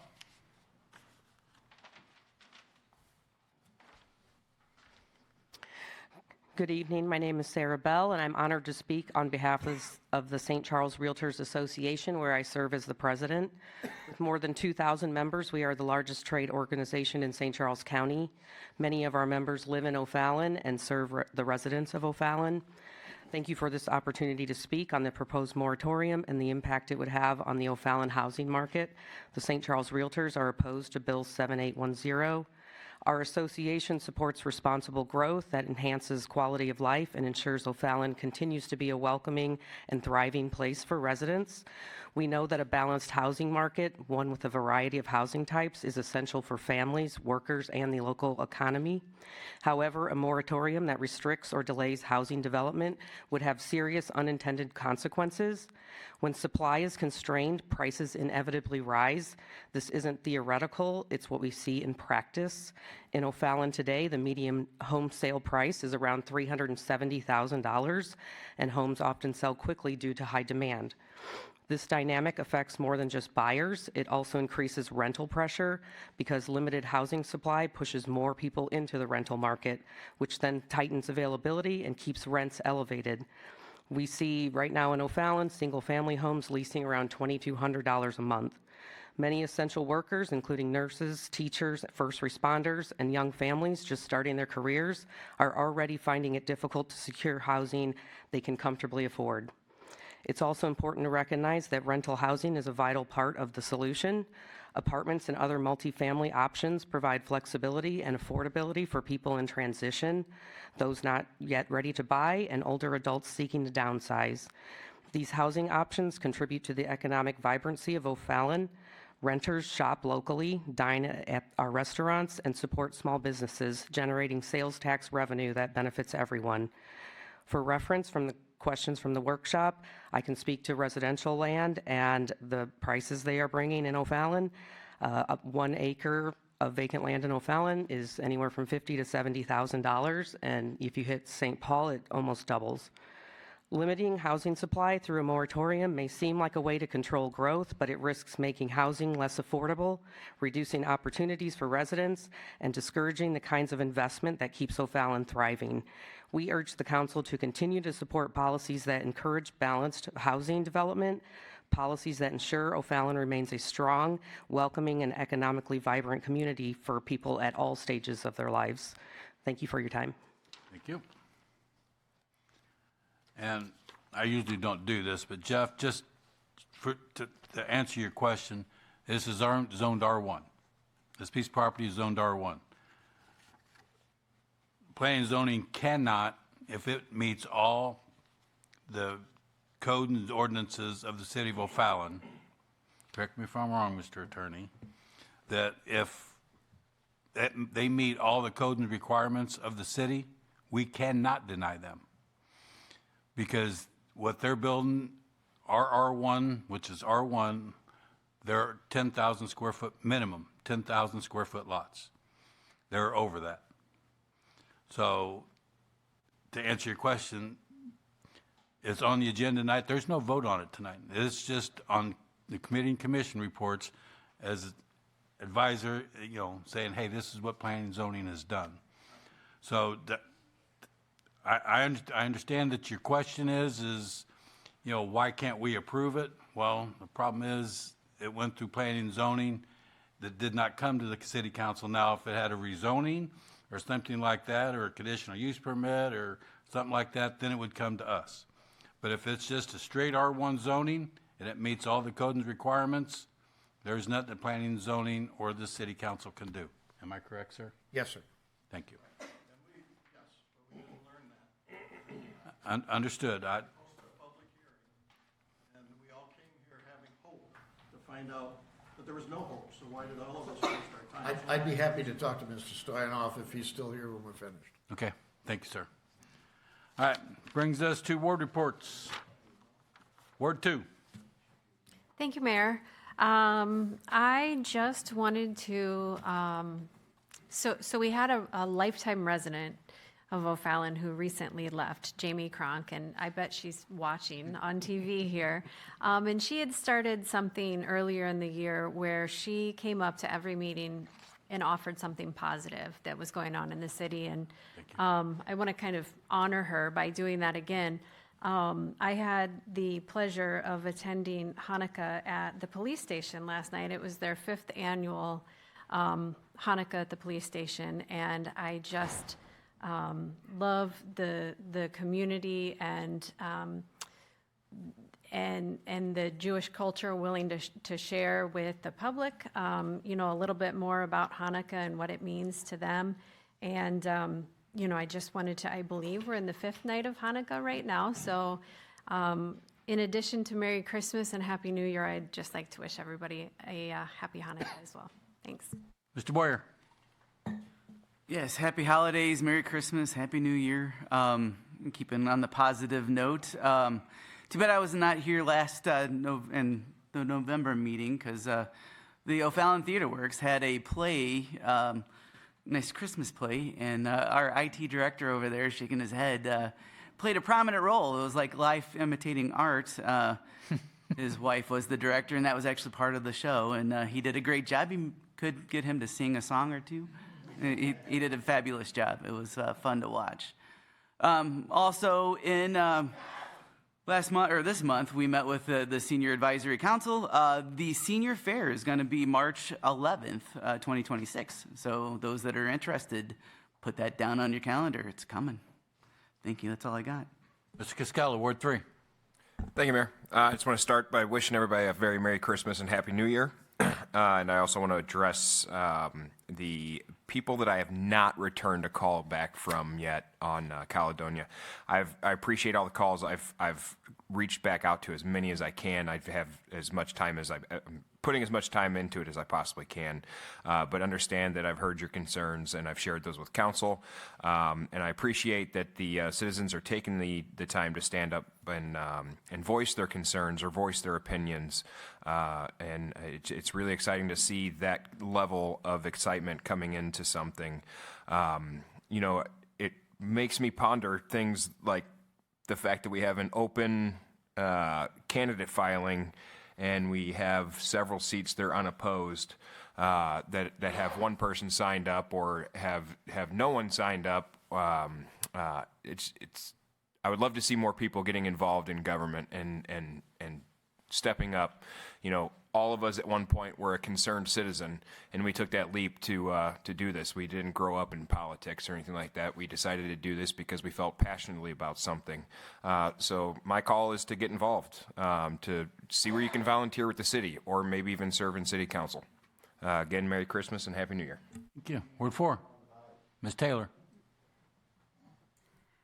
Thank you. Yeah, as we move into this holiday season, I find myself reflecting on the journey that brought me here and the responsibility that I carry as a council member. And after our last meeting, I kind of felt compelled to share more personal perspective of who I am, why I serve, and what this role truly means to me. You see, I like, you know, Councilmember Cascella was saying, you know, I didn't come in this with political ambitions or anything like that. Before running for office, I lived a pretty busy and fulfilling life as a scientist, a teacher, and more recently, a business owner that brought me around the world, often to Hollywood, you know, to cover red carpet premieres and interview the stars. I was definitely living the dream. But as a mother, changes in our state, particularly surrounding Amendment 3, it made me fear for my daughter's future. And it pushed me to step forward, and I ran for a state representative. And while I lost that election, the experience, it opened my eyes to how many of our residents felt unheard at the local level. I listened to concerns about roads, many concerns and complaints from our senior living facilities, unanswered calls and emails, and decisions being made without residents' input or against our residents' wishes. Frustrations that I shared myself. And even after I lost and returned to that career that I loved, those conversations, they stayed with me. And many residents reached out to me and encouraged me to run for city council. And I'll be honest with you, I was reluctant. In fact, I think it was almost one of the last days before the filing closed before I decided to make that decision and put my name on the ballot. Because running for office is not easy. It's one of the hardest things I ever did. But the trust and, more importantly, the hope that people placed in me, especially by our seniors, that it ultimately led me to do so. And this time I was honored to win. And when I was sworn in, I committed to this role fully, even putting much of my career aside to give it all my all. And I'm here to serve, to ask the hard questions, to be a voice for our residents, not just to sit here and rubber stamp decisions or simply keep a seat warm. I love O'Fallon and the people that call it home. And my priority for the remainder of my term is to work tirelessly to make our city stronger, safer, and better for everyone. And while that last meeting was difficult, I want to be clear that my intentions are and have always been to do what I believe is best for our city and its residents. I welcome collaboration, and I am grateful for those who have reached out since to want to work together. But whether I stand with many or if I stand alone up here, I will always continue to honor my promise that I made to the people of Ward 4 and to all the O'Fallon residents. So I just wanted, to hope that sharing this gives you a clearer sense of who I am and what guides me in this role. So as we close out the year, I wanted to wish a season full of rest and reflection and time with loved ones, and I hope everyone has a warm and safe and joyful holiday season. Thank you. Mr. Kuhn. Thank you, Mr. Mayor. Well, first thing is I would like to apologize. At the last meeting, I let my emotions get the better of me, and I didn't act as professional as I think this position demanded. I can't control how other people act. I can't control what other people say, but I can control how I react and how I respond. And because I let my emotions get in the way, I apologize to everyone. I will continue to endeavor to do better. To dovetail on to Council Member Taylor's comments, I think, frankly, that all of us up here can say that we're here to do what's best for our community. I moved out here in 1994, so I've been out here for 31 years, and I love this community. I'm in my second home that I've been in for the last 26 years. I've raised 3 boys. Well, I buried one here, too. This is my home. This is where I'm from. And every single vote that I make from this dais is for one thing and one thing only, for the betterment of my hometown. I understand that no matter what decision I make, some people are going to agree with it, some people are going to disagree with it, but that's okay. I listen to everybody's point of view, and I try to make the best decision for the most people. That's what I've done for the last 9 years, and that's what I will do until such time as the voters elect to replace me, or until such time as I elect to step down. So I appreciate the trust that you've put in me thus far, and I look forward to serving you as long as you'll have me. That said, I too would like to close on a happy note. I know that I saw a lot of questions on Facebook about the fireworks at the beginning of the month. For those of you who are unaware, we have a holiday stroll to open the month usually, And lately, it's been 3 nights. And what it is you go to the celebration of lights at Fort Zumwalt Park, and instead of driving through it, you walk through it. And at 7 p.m. and at 7:45 p.m., they shoot off fireworks on those 3 nights only. Now, you've missed the holiday stroll for this year, unfortunately, but keep an eye out next year. It's quite an event. I try to make it every year with my family, and we walk through and enjoy the fireworks. If you did miss it this year, and you can still go and drive through the celebration of lights. I believe it's $17 a car, if I'm not mistaken, and you have to buy your tickets in advance, but it's definitely worth the trip through the park. It's beautiful. Every year it gets more beautiful. Once again, something from my hometown that I'm quite proud of. So that's all I have for tonight. Thank you. Ms. Cook, Ward 5. Thank you, Mayor. I just want to welcome the 2 new police officers. Welcome to O'Fallon. I do want to give a shout out to our IT director. He did a fantastic job in the play. I enjoyed it very much. Why is he blushing? I don't know. He did a great job. Okay, it's the lights. And I, too, want to just wish everybody a Merry Christmas and a Happy New Year. And I'm looking forward to what the city is going to do in 2026. Thank you. Thank you. Ward 1. I'll try to keep it simple and short. And I, too, want to welcome the new police officers. Great start for them in the city of O'Fallon. Doesn't get much better. On the lower side of the holidays, if you already know me, you know I'm big with suicide. I work with the veterans, and around the holidays, it's a rude awakening. So I just kind of ask to keep an eye on your neighbors. Make sure you say hi or wave to them. Try to get their spirits up. Not just your neighbors, just anybody. And then on the upper side, I got to hang out at the Celebration of Lights. Got to talk a lot of citizens coming and going. Another great place to meet great people. And then, like Jeff was saying, it's a beautiful hour or 2 of your night to go out and see some beautiful lights and meet great people. So just kind of try to be safe through the holidays and keep an eye on each other. Thanks. Thank you. Mr. Wexler. Thank you, Mayor. I would also like to welcome Officer Mullen and Officer Cook to Team O'Fallon.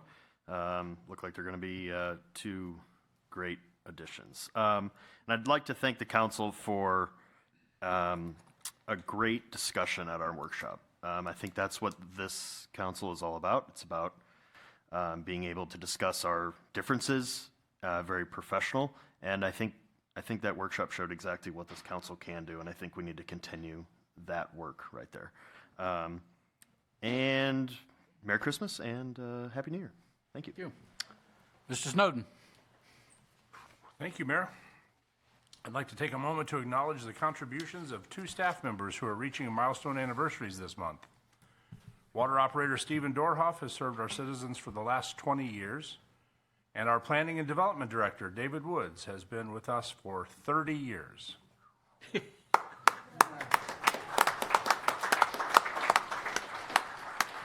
So I'd like to thank both of them for being such an integral part of Team O'Fallon for all these years. On December 12th, I alerted this council of the need for an emergency purchase. Our communications department had a situation in which the storage capabilities for our broadcasts and the connectivity between the control room and the communication offices had been compromised during the control room refresh process.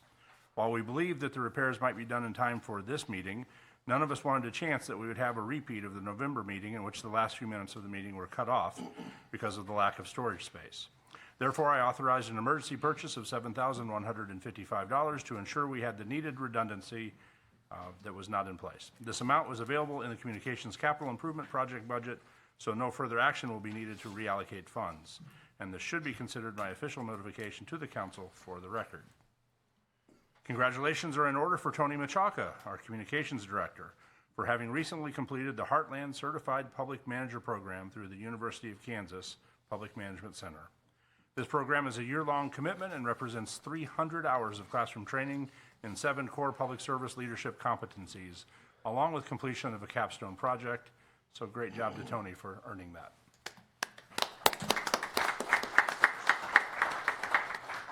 Lastly, I'd like to wish a happy birthday to Councilmember Thompson, and that's all I have for tonight, sir. Thank you. Brings to Bill 7797. Motion for second reading. Kewen. Motion by Councilman Kewen, second. Wexler. Second by Councilman Wexler. All in favor? Aye. Any opposed? Mr. O'Keefe. Bill number 7797, second reading and consideration for adoption. An ordinance granting a conditional use permit to the owners of Phoenix Real Estate Services to allow a senior living community in a C2 general business district under certain conditions on a certain tract of land located on property on the south side of Mexico Road between Bryan Road and Governor's Run Court within the city of O'Fallon, Missouri. Thank you. Motion final passage. Kewen. Motion by Councilman Kewen, second. Wexler. Second by Councilman Wexler. Questions or comments? Ms. Taylor. Yeah, you know, I support all our senior facilities, but I still have some questions on this because so this is a conditional use. How long is it for again? David? It would run with the property as long as it's being used. I mean, if it becomes vacant, there's some code requirements, but at this point, it would just, if it's approved, it would run with the property. Okay, because we are approving a conditional use, but they haven't been approved by MHDC for this property. I'm not even sure they're asking for MHDC. I mean, we don't really get involved with that from the planning and zoning part of it. So I don't believe that's even part of this, but that doesn't really stop our review or our process as a city. Are they here? Or, I don't know.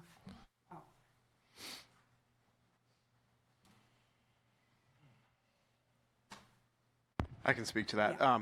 Jeff Simmons, Bax Engineering. They do need city approval to be able to build on this site to get their eventual MHDC approval. They're not going to build until they get the... Correct. Yeah, but you need this to get approval. Correct. And what happens if approval so when are you going to get approval? Is it March or September? I am not sure on the dates. And so if you don't get approval, I think that's my main concern. If you don't get approval, it stays this conditional use then. Yes, ma'am, and David can probably verify this, but if anybody want to do anything else with the property, so the conditional use is specific to this project, to this product, the way that we've presented it. Any changes would have to come back before the board and before the council. Okay. And right now it's zoned commercial for a conditional use. So if it fell through, then commercial couldn't be built there? It would still say C2. And I mean, tonight we do have the zoning. We're not rezoning the senior part. It would stay CO. David, that's our other project. That's the other project. This is the senior housing on Mexico. Oh, I'm thinking of the other one. Sorry about that. No, it would stay C2. Yeah, you're right. I'm sorry. We're talking about Hillman? Yes. Yeah, I got mixed up. The Hillman Farms, yeah. That's what 30 years does to you, I guess. So if it fell through, it would stay commercial then, right? Is that, okay. Mm-hmm. Is that it? Yeah. Anybody else? Since there's nothing else, council members, please cast your vote. The voting is closed. 8 yes, 0 no. 7797 passed, becomes ordinance number 7260. 7260. Thank you, Katie. 7798, Mr. Cascella. Yes, Mayor. This bill will be laid over until the January 15th meeting. All right. There's no other further action on that. Brings Bill 7799, Mr. Cascella. Thank you, Mr. Mayor. This bill will also be laid over until the January 15th meeting. Thank you. Brings to Bill 7800. Motion for second reading. Kewen. Motion by Councilman Kewen, second. Taylor. Second by Councilman Cook. All in favor? Aye. Any opposed? Mr. O'Keefe. Bill number 7800, second reading and consideration for adoption. An ordinance amending the 2025 budget for the period of January 1, 2025 through December 31, 2025 for the city of O'Fallon, Missouri, and providing for the approval of expenditures made pursuant to said budget. Motion for final passage. Kewen. Motion by Councilman Kewen, second. Cook. Second by Councilman Cook. Questions or comments? Seeing none, please place your vote. The voting is closed. 8 yes, 0 no. 7800 passed, becomes ordinance number 7261. 7261. Thank you, Katie. Brings to Bill 7801. I do need a motion to 7801.1. So moved, Kewen. Motion by Councilman Kewen, second. Roth. Second by Councilman Roth. All in favor? Aye. Any opposed? Mr. Chappell, can you explain what the .1 version is? Oh, I should have done that before we voted on the .1. Hey. No need. No, you don't need to speak, so we're done. Thank you, Mayor and Council. The original budget, we didn't ask for any additional staffing, but since then we've had our part-timer that has left us, and we are looking to increase it to a full-time. The warrant clerk, I can tell you that, as I mentioned during the budget time, our volume numbers have increased significantly over the 3 years of the additional cities. Currently through November, we've done the exact same volume that we did all of last year, 110% of what we did 2 years prior. That's just in violations filed. Warrants were 115% of last year, 270% of 23. 143% of warrants served and 189%. So at that point, we had the opportunity. We met with finance and found that the additional service fees would cover this because there is an annual increase of the contract fees.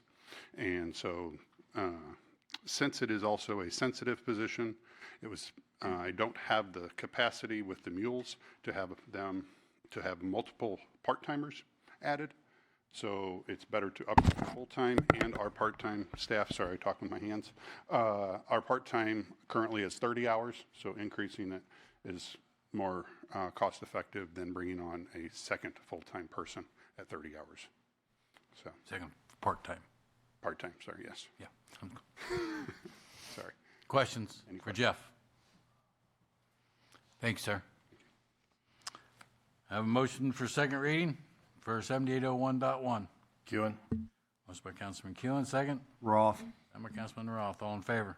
Aye. Any opposed? Mr. O'Keefe. Bill number 7801 is amended, second reading and consideration for adoption.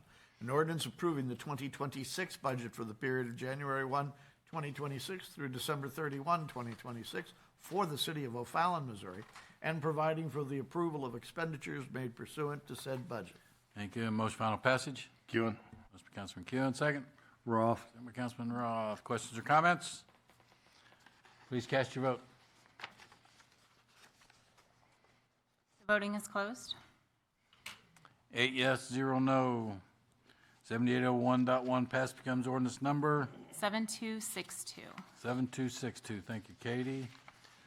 Brings to Bill 7802. Motion for second reading. Kewen. Motion by Councilman Kewen, second. Wexler. Second by Councilman Wexler. All in favor? Aye. Any opposed? Mr. O'Keefe. Bill number 7802, second reading and consideration for adoption.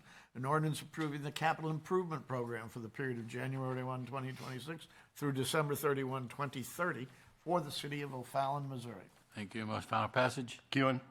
Kewen, second. Wexler. Second by Councilman Wexler. Questions? Please cast your vote. The voting is closed. 8 yes, 0 no. 7802 passed, becomes ordinance number 7263. 7263. Thank you, Katie. 7803, motion for second reading. Wexler. Motion by Councilman Wexler, second. Thompson. Second by Councilwoman Thompson. All in favor? Aye. Any opposed? Mr. O'Keefe. Bill number 7803, second reading and consideration for adoption. An ordinance amending Chapter 406 of the O'Fallon City Code regarding detectable location devices for underground facilities. Thank you. Motion final passage. Wexler. Motion by Councilman Wexler, second. Thompson. Second by Councilman Thompson. Questions? Please cast your vote. The voting is closed. 8 yes, 0 no. 7803 passed, becomes ordinance number 7264. 7264. Thank you. Brings Bill 7804. Motion for second reading. Cascella. Motion by Cascella, second. Wexler. Second by Councilman Wexler. All in favor? Aye. Any opposed? Mr. O'Keefe. Yep. I'm getting myself all screwed up.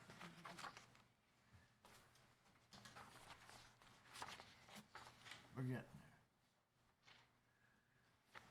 Bill number 7804, second reading and consideration for adoption. An ordinance providing for the approval and acceptance of the dedication of streets and storm sewers, excluding detention for maintenance by the city of O'Fallon, Missouri, for the streets of Caledonia, Plat 2. Thank you. Motion final passage. Cascella. Motion by Cascella, second. Wexler. Second by Councilman Wexler. Questions or comments? Please cast your vote. Voting is closed. 8 yes, 0 no. 7804 passed, becomes ordinance number 7265. 7265. Thank you, Katie. Brings Bill 7809. This is getting laid over until the January 15th. Brings Bill 7810. This is on the table and remain on the table. Questions or comments on committee and commission reports? Ms. Taylor. I have a question, because I guess what you were talking about with the plat. So they have all these, are these for plat approvals on this? Like, is this approving the plats on items 11, 12, 13, 14? They are reporting the fact that the Plan Commission has approved them, and they will be they are finalized unless the council directs otherwise. But Okay. there are standards for plat approval which make that problematic. Can I, like I did with, take off the 11, the FISE one, to talk about separately? Make the motion, take it off, so we can talk about that separately and then vote for that. There's no voting on the committee and commission reports. Just to let you know, there's no voting on the committee and commission reports. This is just information. So it's information, but we, So you can ask questions on whatever you want to ask questions on the 5Z Road project. I think what I'm confused is, it's information, but if we move on, it's approved, the plat's approved? Yes.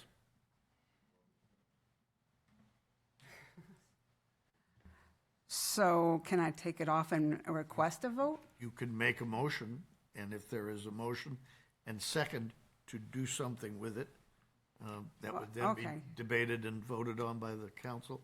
If I- there's a yeah. motion and second. Well, I would like to remove it and make a motion to discuss it and then vote on it separately.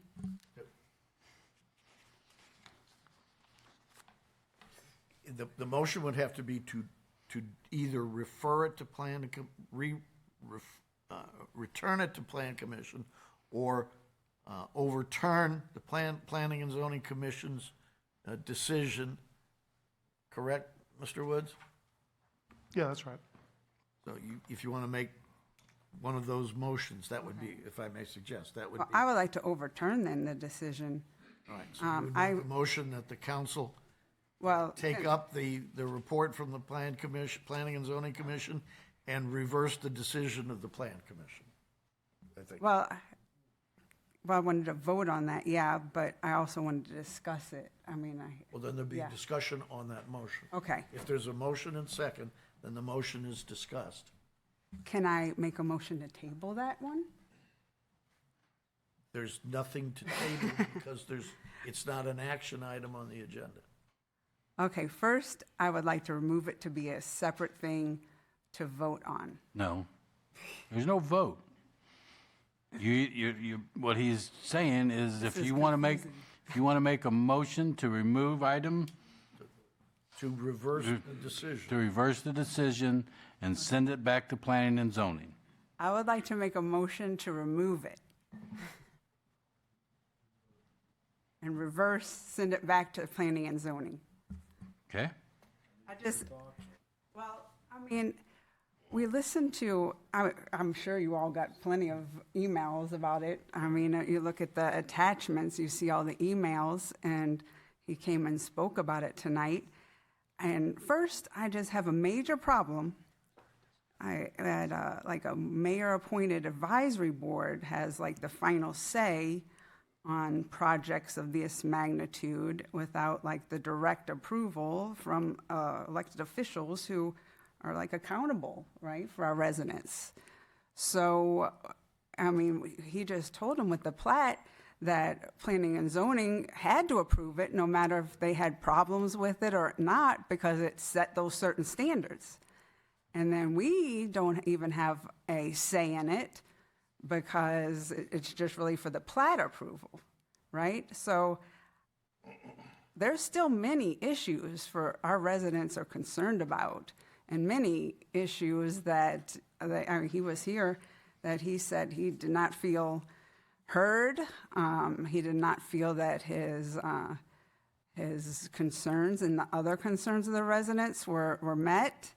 So I think this needs to be discussed further. I mean, just good governance.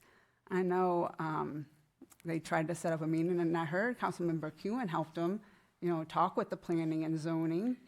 And I know he's been talking with a lot of the residents there too, and I'm sure he's heard from the residents and probably has those same concerns that they're just not being heard. And so, yeah, I think it needs to be reversed and sent back to the planning and zoning because until these concerns are addressed. All right, I have a motion to take number 12 or number 11 and send it back to the Planning and Zoning Commission. Correct? Yes, sir. Do I have a second? I'll second it. Can I say something also? Yeah, go ahead. Okay. When we send it back, I have one thing that I would like to add, and by it not coming to the council and it not getting our feedback, one of the things that I would like to see is a sidewalk that goes between connectability between this subdivision and Turtle Creek, and I think it's been brought up somewhere. But we're trying to make ourselves a more walkable, rideable community, and this would be a perfect opportunity. I was looking at their plat here, and these are large lots, 16,000 feet, 14,000 feet. We could take 5 feet off of each one of these lots and put in a sidewalk that will connect. So I would like to just see maybe the planning and zoning, if it does go back, maybe we could address something to make our city more walkable, bikeable connectivity. Take a golf cart if you want to take it down to the golf course, because this connects up to Turtle Creek, which is the golf course. So that would be my only thing that I would like to add. Since Amanda brought it up to send it back to planning and zoning, I would like to see something like that. Can I say? Yeah. Dick? I don't think it connects to Turtle Creek, Norwood Hills, yeah, which is, Turtle Creek. It shows it backed up right to it. It's Turtle Creek. okay. Go ahead, Amanda. No, I totally agree, and that was like another reason why I did, because, I mean, there was a meeting with the developers, it's in the plans, they talked about, not wanting that because they say Bryan and Feisey, they could access it, which is, I think, want kids, walking around on Bryan and Feisey is much too dangerous. I think it's a good walkway that could connect the neighborhoods and just make it a community. And I wanted to discuss it with them, but it was already approved by planning and zoning, and at that point, they were not really up for discussions even. I mean, we didn't even have that leverage to discuss it because they were like, well, it's been approved. So I agree definitely with Debbie. Any other discussion? We have a motion second to take item 11 and move it back to planning and zoning. I have a motion by Councilman Taylor, second by Councilman Cook. All in favor? Aye. Wait a minute. Does somebody have something? Mr. Cascella, hold on. Thank you, Mayor. As I understand it, this meets all of the rules, all of the things that are required for R1 zoning with the property is zoned. It sounds like you're more wanting to look into the zoning rules or something like that, and that is not something you're going to solve here by moving something back to planning and zoning. Go ahead. I don't agree with that. I would like it to go back because it does give us more leverage, I think, to discuss a lot of the concerns, gives us a chance to discuss a lot of the concerns with the developers and what the residents have. Okay. Anybody else? Debbie? Sorry, just to tag on. And one of my concerns with this development, it's 20 lots, but they've got 19 over here, and then they've got this one development, this one lot way over here that's going to be addressed from a different street. I don't like the way it's laid out. I don't have a problem with, if building there and it meets all the requirements. It's R1, they're nice big lots. I like all of that. There's just a few things that are questionable. Again, that stray lot sitting way over there by itself. And I would just like, this is our opportunity to start doing some connectivity with our subdivisions. I brought it up about St. Peter's before. You can ride from subdivision to subdivision on a bike or walk. And this is a good opportunity when new development comes in that we could start doing that. And so that's all. Anybody else? Lisa? So just maybe a question for clarification. So as Steve was saying, this land, the developer is not wanting to, they're meeting all of the requirements to have it be residential, correct? Correct. And so if we were, or P&Z were to not approve the plat, we would essentially be infringing on the property owner's rights. Correct? Kevin? I will be happy to discuss the city's latitude with respect to this in any forum the council wishes me to discuss it. Means not in public. Okay. If you want to discuss it in public, we can. That's up to the council. Well, I mean, if the developer owns this land and they're wanting to do something with it that is completely allowable by the city, I don't see why we would stand in the way. I will say I understand your concern. Okay. Mr. Q? It is not unfounded. Mr. Q, do you have something? I do. I'm concerned that if we send this back to planning and zoning and ask them for something that is not required in our zoning, like putting a sidewalk between two pieces of property, that we're opening up the city to a potential lawsuit. I mean, to me, that sounds like a bit much. So, and somebody correct me if I'm wrong, but I don't like that idea. I mean, yeah, I recognize that it's zoned R1, and I also don't want to infringe upon the property owner's rights to develop it. It's not like he's, trying to cram every last house that he can on here. We're literally talking about 20 houses. In fact, these are large lots with large homes that are, my understanding, going to be pushing into seven figures. And to send it back to planning and zoning so that planning and zoning can reapprove it. What happens when it comes back here in a month after planning and zoning has said, well, we don't have anything to change, send it back to council. Do we bounce it back again? I get it that maybe this isn't, everyone's favorite spot for homes. And this isn't much of a development, but it's also within the confines of what we have laid out as ordinances for the city. And the developer has met all of that. So how do we then say, well, I know you've met it all, but we have these extra conditions we want? I just don't think that's good practice. That's all I have to say. Amanda?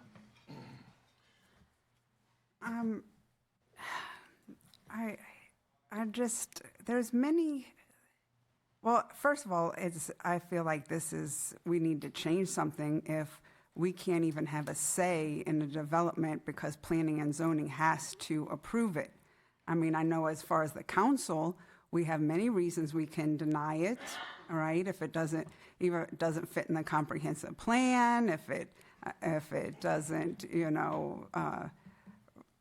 the infrastructure is not there. And so I'm saying these residents have plenty concerns. I mean, I know you go on about the developer, but I've gotten many emails about this, and the people just, I mean, they're not even told where trucks are coming in.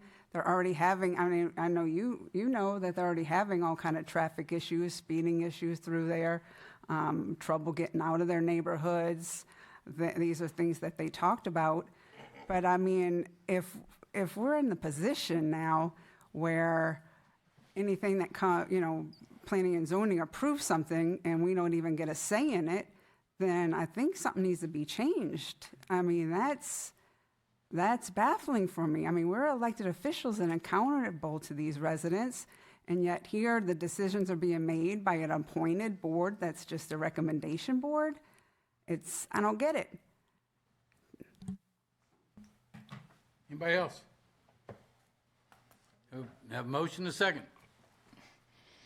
To move it back to planning and zoning. A yes vote means you're sending it back to planning and zoning. No vote means it stays on the committee and commission reports. Could we do it like a roll call? If you would like a roll call, that's fine. Katie, roll call. Councilmember Taylor? Yes, I would like to send it back. Councilmember Cook? Yes. Councilmember Thompson? No. Councilmember Kewen? No. Councilmember Cascella? No. Councilmember Roth? No. Councilmember Boyer? No. Councilmember Wexler? No. 6 no, 2 yes. Stays on the committee and commission reports. Any other questions on committee and commission reports? You stand as read. Questions or comments on the consent calendar? Seeing none, do I have a motion to approve? Kewen? Motion by Councilman Kewen, second.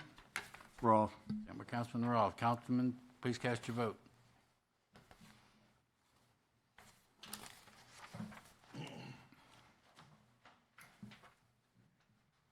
The voting is closed.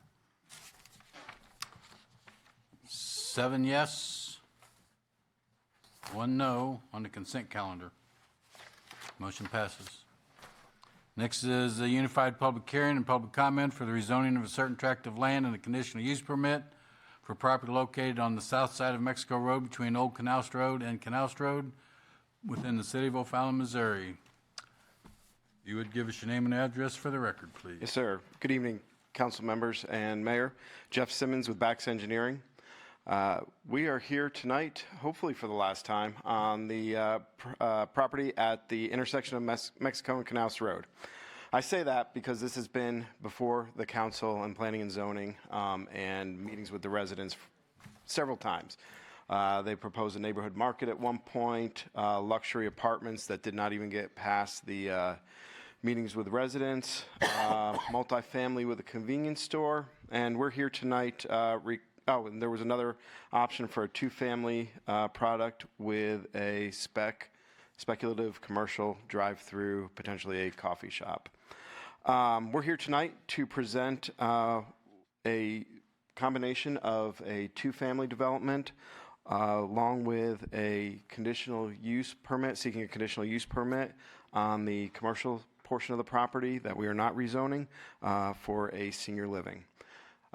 Edgewater Properties and Harmony Homes will be the developers on this project, and they're here to continue this presentation.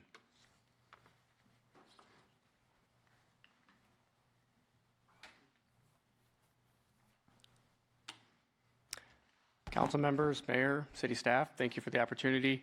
I'm Jay Sands. I represent Edgewater Development and Sandstone Design Build. I also have here with me Bob DeClue, who represents Harmony Homes. So first of all, I want to just take you guys through a little bit of history since my involvement with this site. Jeff covered some of the previous concepts, but we entered into contract on this property back in February, March of this year, and we worked with city staff to come up with a concept that we thought would work for the community. The property is currently zoned CO, so we attempted a mixed-use development with a rezoning to MUTDD, which would have allowed for retail and residential. As you can see here in this site plan, we proposed retail on the corner. There would have been mixed-use retail with a drive-through. In order to do this, we would have had to have a number of different access points for the retail component, one full access here on Mexico Road, and a right in, right out on Knaust Road. In addition to that, we had entrance into the subdivision coming off of Old Knaust Road. We applied for rezoning of this concept, I think back in October. Prior to the hearings, we held an informational meeting with residents in conjunction with council members Wexler and Roth, because we wanted to be good neighbors, and we wanted to involve residents in this process so that they could give their feedback. What we learned from residents was that they were not in favor of the retail concept, and the primary concerns being increased traffic in the area, primarily the access points on Mexico Road, Knaust Road, and then also the access point on Old Knaust Road. As many of you, I'm sure, know, Old Knaust is currently barricaded at this point. It's been closed for years. Technically, the road is still open, but there's not been any through traffic on that street, so many of the residents have been accustomed to that road being closed, and they don't want through traffic on that street. So that leads us to the second iteration of this concept that we bring to you tonight. And Mr. Simmons kind of ran through the overall project, but I'll run through it for you again. So here on the corner, we have 5 residential assisted living buildings. We have 39 two-family villas and a single access point here on Old Knaust Road. What this concept allowed us to do was eliminate access on Mexico Road and Knaust Road, which solved for many of the objections that we had from residents at our informational meeting. We also shifted our entrance on Old Knaust such that it can remain closed at the barricade. This portion down here at the bottom left corner that you see is a turnaround that was put in onto this property. Title records show that there is no easement or right-of-way dedication for that, so technically we had the right to develop that. But in an effort to be good neighbors, we agreed to keep this portion closed, and we are going to dedicate this portion so that that turnaround can remain in place, allowing Old Knaust to remain closed at that point. The feedback that we received from residents was very favorable to that.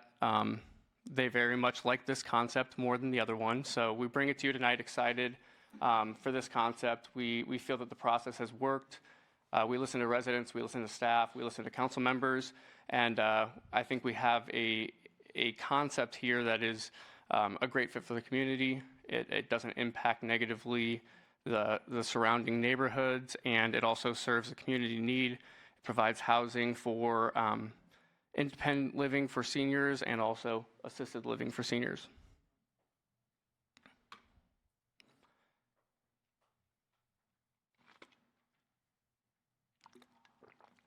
So what we're proposing is an integrated community.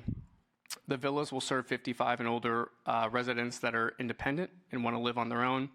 And then we also have the assisted living that allows them to age in place and move to assisted living that Harmony Homes will provide. The product lineup is the paired villas, which is the 2-family residences. We have a 1.5-story floor plan. These are about 1,500 square foot and have 3 bedrooms and 2 bathrooms. And this is a single-level duplex product, and this is a 2-bed and 2-bath at about 1,300 square foot. In addition to the villas and the assisted living, we have a community clubhouse. This will be shared by the assisted living and the independent living. It kind of serves as the heart of the community. It's a gathering space for the assisted residents and the 55 and older residents to enjoy some community space. Here's an elevation of the senior living that Harmony Homes will provide. And with that, I will turn it over to Mr. Bob DeClue to talk about Harmony Homes. Good evening, Mr. Mayor, members of the council. I'm excited to come to you tonight and talk a little bit about Harmony Homes, about how we approach senior living and how I think that's going to be a fit for the seniors in O'Fallon. Which one do I? It's the mouse here. Okay. I'll flip through it for you. So Harmony Homes is a concept known as residential assisted living. This is a concept you'll find to be very prominent out in the western part of the U.S. and certain areas of Florida and the southeast, but it is slowly catching storm in different communities across the Midwest. The difference being, while there's a need for all kinds of senior living, we're really the alternative. So our homes are purpose-built around 16 to serve 16 residents in any one home, no more than 16 residents in any one home. What that provides is more of an intimate, family-style environment. We offer communal living areas, communal dining areas. Our care ratios, most importantly, are unparalleled anywhere else in the industry. So during the day, when we have 3, 4, or 5 members, staff members in a home, we're offering care ratios at 3 to 1, 4 to 1, and 5 to 1. At night, when we have 2 caregivers on staff, we're running 8 to 1 care ratios. I think what you'll find with the remainder of the industry, they run about 15 to 1. So that level of care tends to be much more intimate. We're not putting people down hallways in apartments.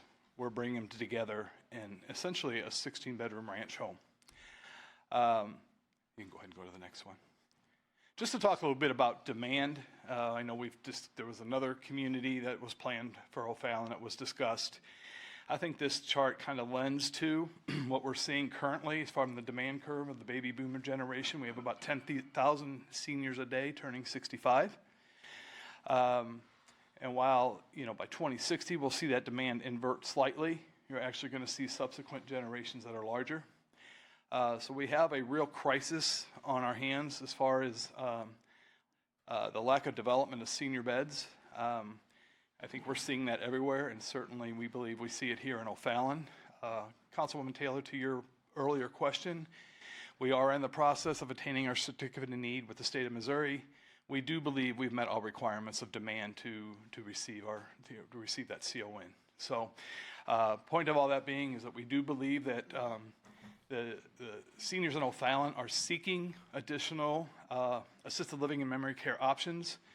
We're seeing that with our sister companies who transition seniors and are transitioning them outside of O'Fallon and into communities like Wentzville, where there's a lot of building activity there. So again, you can go on. A different approach to senior living. This graphic here is really, again, just showing you and illustrating the perceived shortages of more than 100% of senior living beds. So that is the chronic need that we're facing. What Harmony Homes is striving to do is to really do our part and offer a different type of senior living. It's kind of like when we travel. Some folks prefer, the hotel environment, a Marriott. We're more of the Airbnb. Again, very close-knit community inside of our homes. I think we're starting to see a lot of press. We're one of the few developers that are doing this in a campus-style environment. Again, really geared towards neighborhoods, so this is the perfect environment for us to put our homes into. The independent 55-plus type of community is a perfect feeder. Yes, Mr. Mayor. Yes, sir. Our team is all based in St. Louis. I won't cover that much more. Again, you can see by design, our homes are meant to blend with the community and certainly blend with the 2 family units that are going in beside us. So, with that said, that's Harmony Homes, and we're excited to be here and to serve to allow the seniors in O'Fallon to age in the community in which they raise their families. So thank you very much. Thank you. Any other questions for the developer? Any questions for the developer? Ms. Taylor? Not a question, just a comment. I heard, when I heard about this development and everything, I spoke with Councilmember Wexler, and he spoke highly of how much you all worked with the residents around to really make this, a cohesive thing. So I just want to say I appreciate that. So thanks. Mr. Wexler? Yep. Thank you, Mayor. EJ, I just wanted to say thank you for everything you and your partners have done for our community. One of the neighbors right back there, Mike, backs up to this. And you guys have been awesome to work with. The neighbors, you guys have gone above and beyond for these neighbors and to listen to the concerns and took action on their concerns, which I think is very admirable. A lot of times you see people take concerns and that's kind of where they stop. But to see you guys actually take action was great. So thank you. Thank you. Mr. Kewen? Thank you. I think I've figured out the answer, but I want to make sure that I've figured out the answer. This is a product that you develop and you keep, right? You don't fill it up with residents and then say, okay, it's for sale. Absolutely not. We are the operators and intend to, in all the communities in which we build, we'll intend to remain the operators. We take great pride in our level of care, and we want to be able to sustain that through. Yeah. Okay. Thank you. Thank you. Anybody else? Gentlemen, if you would step aside. This is public hearing. Mr. Dienoff.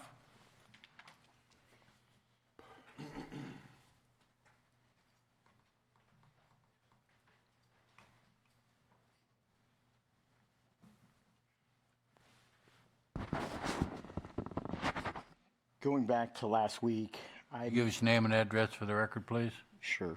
Arnie A.C. Dienoff, City Public Advocate, running for Ward 1 City Council. Mailing address, P.O. Box 1535, O'Fallon 63366. A week ago, I had a lot of heartburn. I still have heartburn about this issue.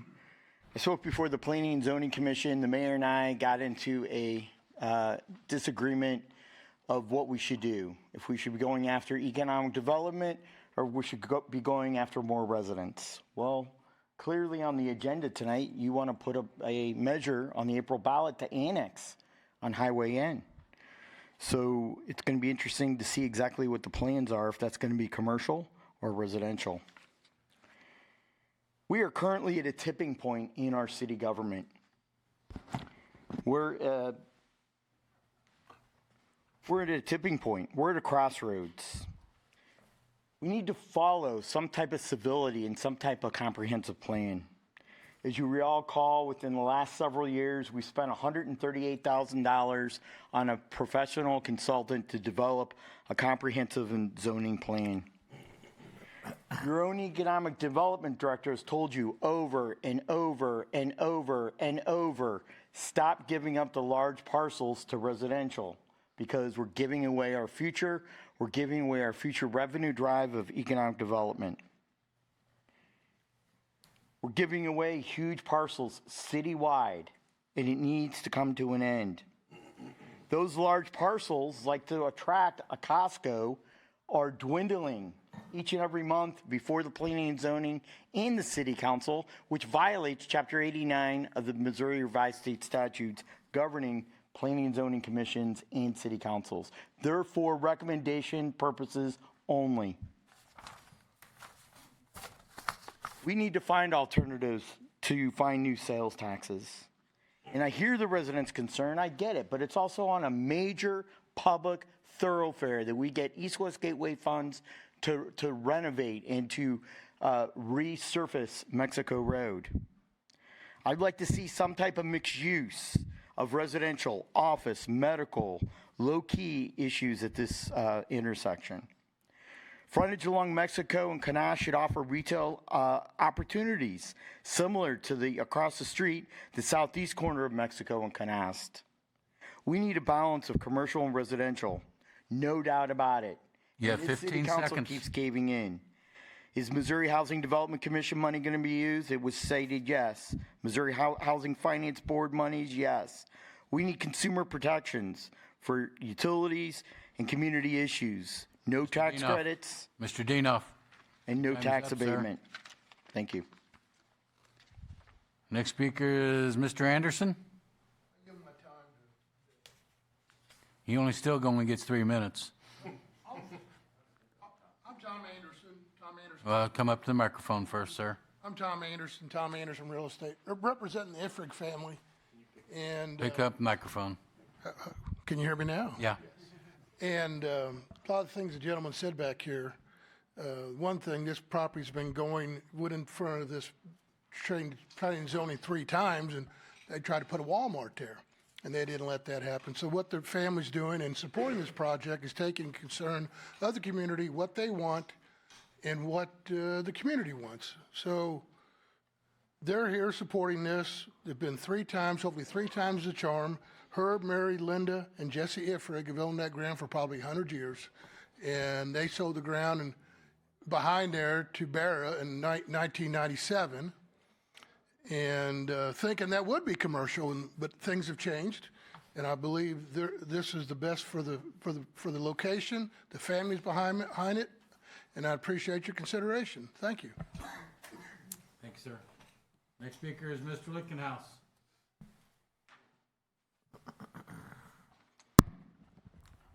Thank you, Mayor, council members.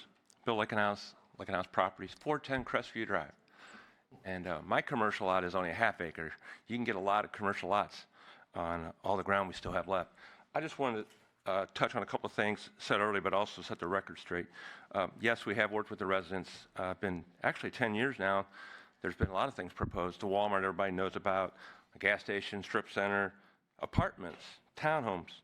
Oh, you guys told me some of those you didn't like. We just postponed them. But the neighbors were opposed to all of them. The high school was opposed to some of them. But in this area, it was spoken about across the street there's commercial. I did the development across the street, put the deal together years ago. And we left some commercial out front. We could never sell it. So Payne Family Homes put houses there, and St. Peter's approved it. It's not going to be MHDC. I've seen an internal document that there's hundreds of acres of commercial ground left in O'Fallon. You just got to look at the master plan. You can add it up. So all the other points was spoken to that we compromised with the residents. But this isn't going to be commercial. The residents don't want to commercial. You spoke very well at the Planning and Zoning Commission about, hey, we listen to the residents, and they really don't. So with that, I ask you for your support. Thank you. Go ahead and close the public hearing. Ask the developer come back up. Any other questions for the developer? I'd like an opportunity to respond to some of the comments as well. Go ahead, sir. Sure. So first and foremost, I have been on your side of the dais before. I was an alderman in the city of Darden Prairie, so I understand these competing interests. I won't hold that against you. As a matter of fact, You have a right to remain silent. Mr. Dienhoff would attend many of our meetings too, and we had similar issues with developments such as this, and oddly enough, we found himself on the other side of the issue where he was telling us that we should be listening to residents and not looking for revenue. The city of Darden Prairie, very different from O'Fallon, is very much starved for commercial revenue because it is a largely residential city, and we have very scarce amounts of commercial real estate remaining. So we had proposals in front of us to rezone commercial ground to residential, and as I sat in your seats, I was balancing those interests. We had interests of residents that were opposed, but we also had a dire need for revenue for the city. Mr. Dienhoff took up the cause of the residents in that case. Here he is opposing us, who is listening to the voice of the residents. And also, this is exactly what he proposed that we should be doing. It is a mixed-use development. We are retaining a portion of this property, CO, commercial, with a senior district overlay and residential R2. The reality of this being a residential or retail development is just highly unlikely. As Mr. Lichtenhouse said, I looked at the retail viability of this. There's really not a strong market for it. We solicited commercial tenants to go there, could not find them. The cost to build would be not financially feasible to have retail at this location. In addition to that, you have major traffic issues at this intersection. Where you come onto Knaust Road, you put an entrance there, and you're endangering the residents of the subdivision that's next to it. You have the high school traffic in mornings, in the afternoon, that back up at Mexico Road all the way past this entire site. So how do you get traffic safely in and out of this location with that kind of traffic already existing? You're going to add to it and create more problems. So we listened to the residents. We came up with a concept that we felt worked for them and works for the city and serves everyone's interests well. Okay. Any other questions? Thank you, gentlemen. Appreciate it. Thank you. Brings us to Bill 7811. Motion for first reading. Wexler. Motion by Councilman Wexler, second. Roth. Second by Councilman Roth. Councilman Wexler, please present the bill.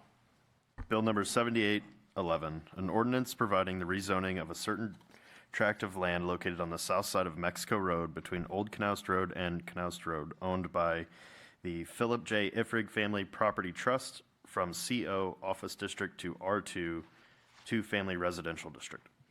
Thank you. Brings Bill 7812. Motion for first reading. Roth.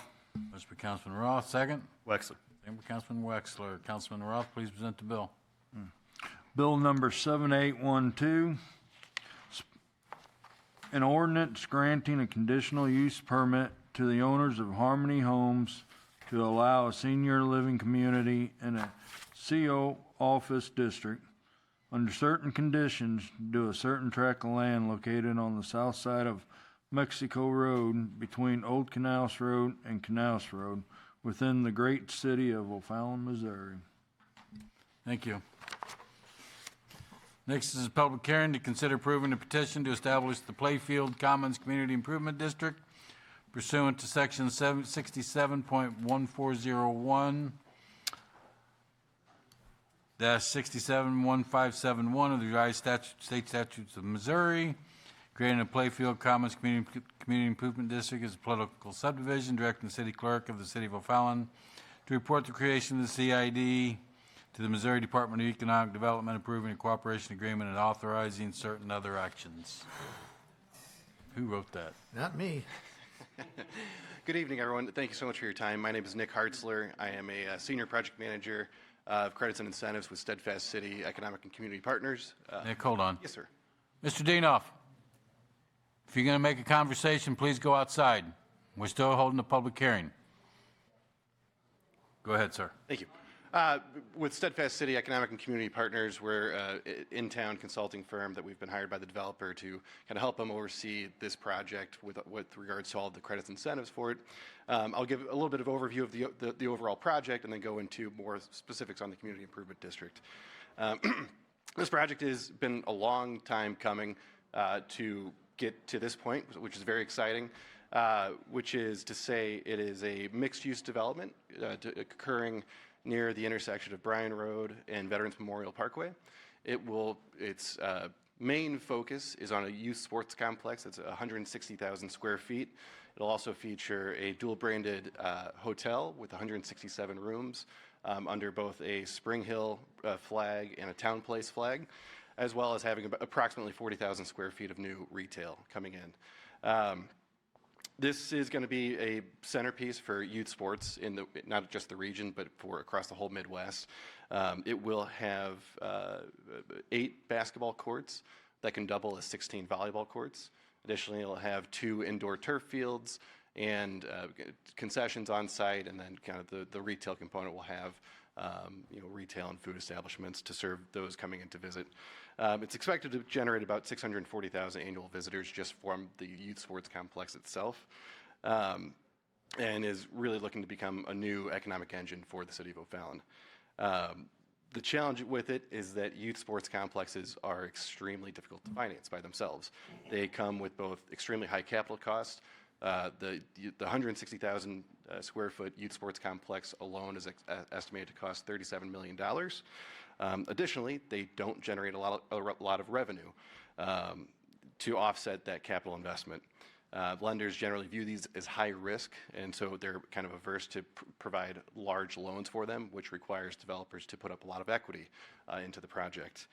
The mixed-use nature of the overall development helps, but it doesn't close that gap. The hotel revenues will benefit from out-of-town visitors, and the retail and food coming into the retail stalls also will generate activity from both those out-of-town visitors as well as in-town people who are patronizing the businesses. But again, these are elements that make the overall project attractive, but not enough to make the construction of the youth sports complex feasible. So that kind of brings us to why we're here. We've been working with the city for a long time to put together a diverse group of incentives, to try to make the overall project pencil out while ensuring that the city still benefits economically from the overall development. One of these tools that we identified was implementing a community improvement district. So what this community improvement district will do is it is a 24.5-acre site between two parcels, both of which are currently owned by the developer. The main parcel where the youth sports complex and the retail is going to go is on the large parcel just north of the Justice Center. And then the hotel lot is just across the street, just to the northwest of Wingfoot Drive. Again, it's 100, the Community Improvement District, or CID, is expected to fund the public improvement cost associated with the site. State law really restricts what these funds are able to be put towards. That must be a public good. So part of that is we've identified really the main driver for what the CID will fund is for the parking lot that's going to help serve this site. Parking provided on site is currently planned to be 749 spaces. The parking study from November 2024 recommended 788. We're working with the city to come up with a shared parking agreement for an additional 94 spaces to be used from the Justice Center lot. That's really only going to be used for those really big events. And then, so because of that, the expenses are tied to that parking lot. So it's going to be the ground clearance, the stormwater management system, the aggregate and pavement, installing the medians on the site, lighting, sidewalks, landscaping, as well as the annual maintenance to kind of keep the overall site up in good condition. How we fund those improvements will come from a 1% sales tax from the CID.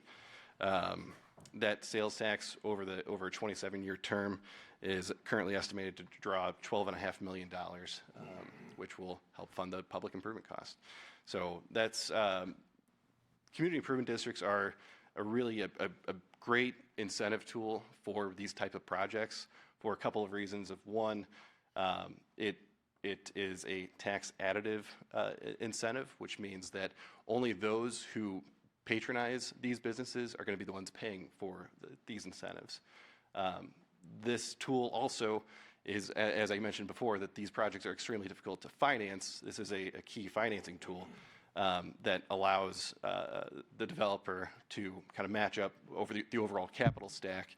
So that way they kind of pair together this source of revenue with their equity, with the lending that comes with it, and that whole stack together gets us to that $37 million that we're looking for to make it work out.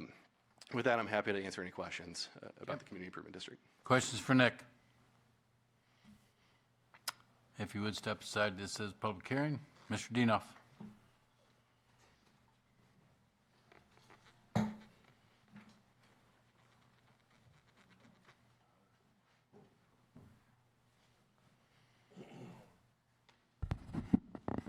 You know, members, I just shake my head. Every month you want to raise taxes. Every single month you want to spend our money and then raise taxes on our backs. First of all, there's legal publication of the notice of public hearing, which is incorrect and not meeting the requirements of Chapter 67 of the Missouri Revised State Statutes. I had discussions today with the Missouri Department of Revenue, and they agree with me that this is not a legal notice. You also published it in a newspaper that nobody reads called the St. Charles County Business Record. Why not publish it in the Mid Rivers Magazine? where people at least have a half a chance to know what's going on in city government and can attend public hearings. I'm opposed to this ridiculous use of a CID.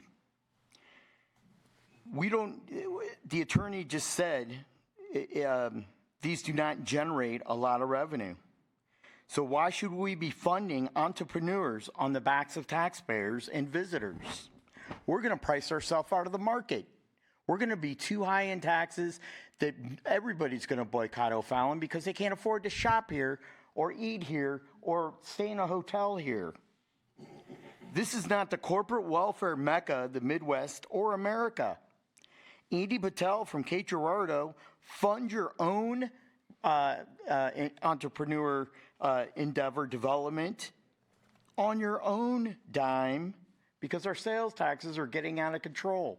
This April will be propositions of a 1% sales tax from the county ambulance district, a 1% sales tax from every professional fire protection district in the state. And 1% generates $12.5 million that you heard the attorney testify to. Chapter 67.1401 to 67.1571, this is clearly taking advantage of, violating the intent of the state law, not to mention this 47-page document or agreement with Mr. Patel of Cape Girardeau has over $225 million of corporate tax welfare that our citizens are going to be paying for. Now I want to direct your attention to page 3 of the agreement in your packet. Section 8 talks about a TDD governance. That's a Transportation Development District, not a CID. So the writing is clearly on the wall that they want to come back next month or the month after for another political subdivision to charge yet another 1% sales tax. You have 10 seconds. And so it's ridiculous. Andy Patel, you shouldn't deserve these tax abatements. You walked away from Dogwood and you sold it as the savers, and it's ridiculous. Sir, your time is up. To Mr. Dienoff. defeat this bill. Your time is up, sir. Thank you. I have no other speakers. Go ahead and close the public hearing. Any other questions for Nick? Seeing none, brings to Bill 7813, motion for first reading. Cook. Motion for Councilwoman Cook, second. Kewen. Second by Councilman Kewen. Councilwoman Cook, please present the bill. Bill number 7813, an ordinance approving a petition to establish the Playfield Commons Community Improvement District pursuant to sections 67.1401-67.1571 of the revised statutes of Missouri, creating the Playfield Commons Community Improvement District as a political subdivision, directing the city clerk of the city of O'Fallon to report the creation of the Community Improvement District to the Missouri Department of Economic Development, approving a cooperation agreement, and authorizing certain other actions. Thank you.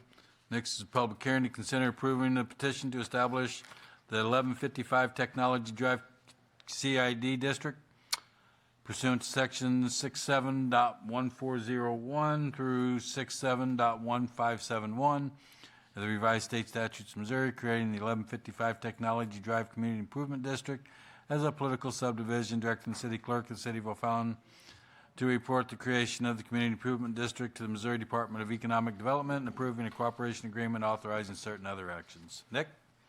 Thank you. Again. Ditto? Ditto. Ditto? Ditto. Yes, sir. Thank you. Nick Hartzler, Steadfast City Economic and Community Partners. Again, here representing 1155 Technology LLC. This is another community improvement district. The project here, this is a sister project for the sports complex where there's a planned Hampton Inn hotel coming in at this project site. Additionally, the community improvement district the boundaries would include the Spring Hill Suites and Holiday Inn Express and the Mexican restaurant that just across the street, which the developer also owns. So it would be a 4-parcel district within here. The hotel is expected to assist with the industry, the tourism industry driven by the sports complex. And similarly, the expected community improvement district cost would be largely tied to the parking lot of both the new hotel as well as maintenance of the parking lots of the existing hotels and restaurant. So this would be, again, be ground clearance, stormwater management, construction of the parking lot, lighting, sidewalks, crosswalks, and then annual maintenance of the site. This district with the two existing hotels, the one new hotel and the existing restaurant would be estimated to draw about $3 million over the 27-year term. Happy to answer any other questions about this one. Questions for Nick? Lisa? Thank you. Just a quick question. You said Spring Hill Suites, but I don't think is the developer going to rebrand it? Because I don't think there's a Spring Hill Suites there right now, is it? I thought it was Isn't a it like Spring a Hill. Comfort Suites or something? Oh, it's a Staybridge, I'm sorry. Okay. Yes, Okay, project, so yes. it's remaining a Staybridge? It is remaining in Staybridge. Okay. I apologize. Okay, any other questions? Nick, if you would step aside. Thank you. Mr. Dinoff?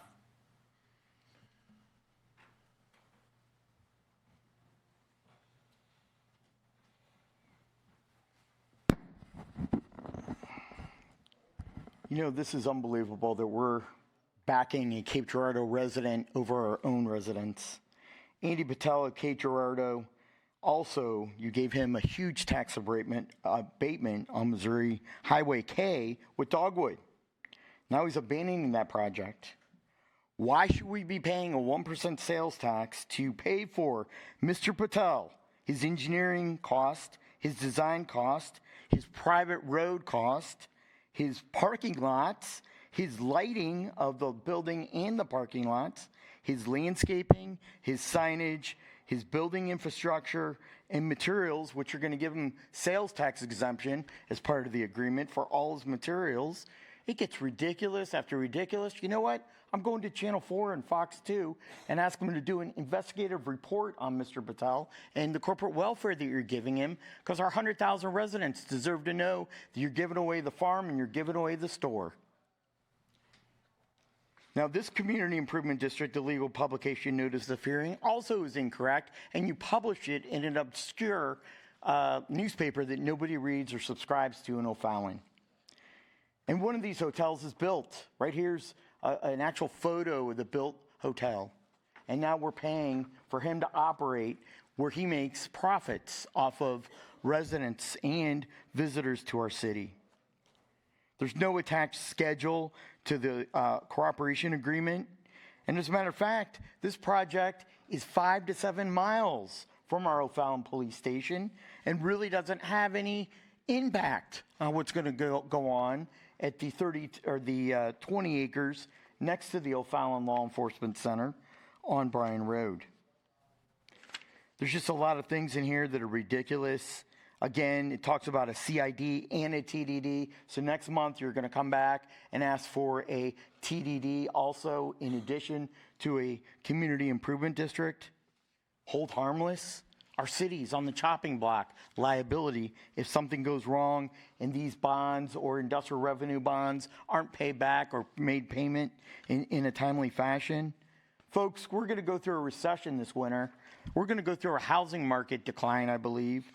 And it's unbelievable that we're paying for a millionaire to become a billionaire, just like we did for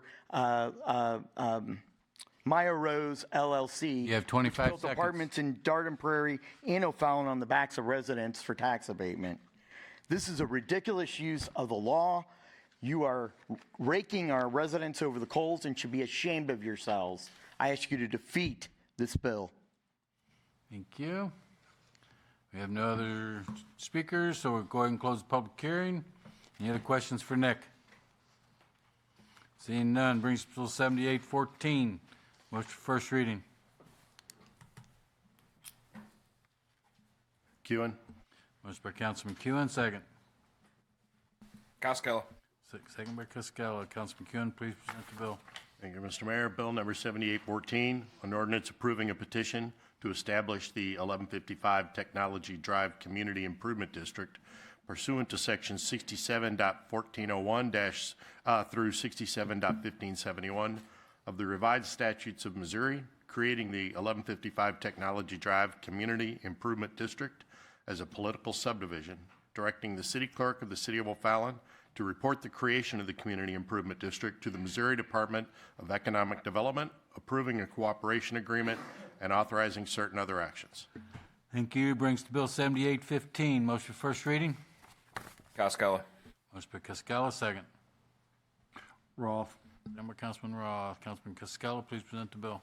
Bill number 7815, an ordinance making certain findings with respect to areas appropriate for annexation by the City of O'Fallon, adopting a plan of intent with respect to those areas and making provisions with regards to related matters. Thank you. Brings Bill 7816. Motion for first reading. Cascola. Motion by Cascola, second. Wexler. Second by Councilman Wexler. Councilman Cascola, please present the bill. Bill number 7816, an ordinance authorizing the City of O'Fallon to enter into an updated Public Works mutual aid agreement for the coordination of emergency and disaster response services with area participating municipalities. Thank you. Brings Bill 7817. Motion for first reading. Cook. Motion by Councilman Cook, second. Wexler. Second by Councilman Wexler. Are all in favor? Aye. Ms. Cook, please present. Bill number 7817, an ordinance approving the record plat of Brookside Addition Subdivision Phase 4, Plat 2, and authorizing the city clerk to attest and certify approval of said plat. Thank you. Motion for second reading. Cook. Motion by Councilman Cook, second. Wexler. Second by Councilman Wexler. All in favor? Aye. Any opposed? Mr. O'Keefe. Bill number 7817, second reading and consideration for adoption. An ordinance approving the record plat of Brookside Addition Phase 4, Plat 2, and authorizing the city clerk to attest and certify approval of said plat. Thank you. Most final passage. Cook. Motion by Councilman Cook, second. Wexler. Second by Councilman Wexler. Questions or comments? Council members, please cast your vote.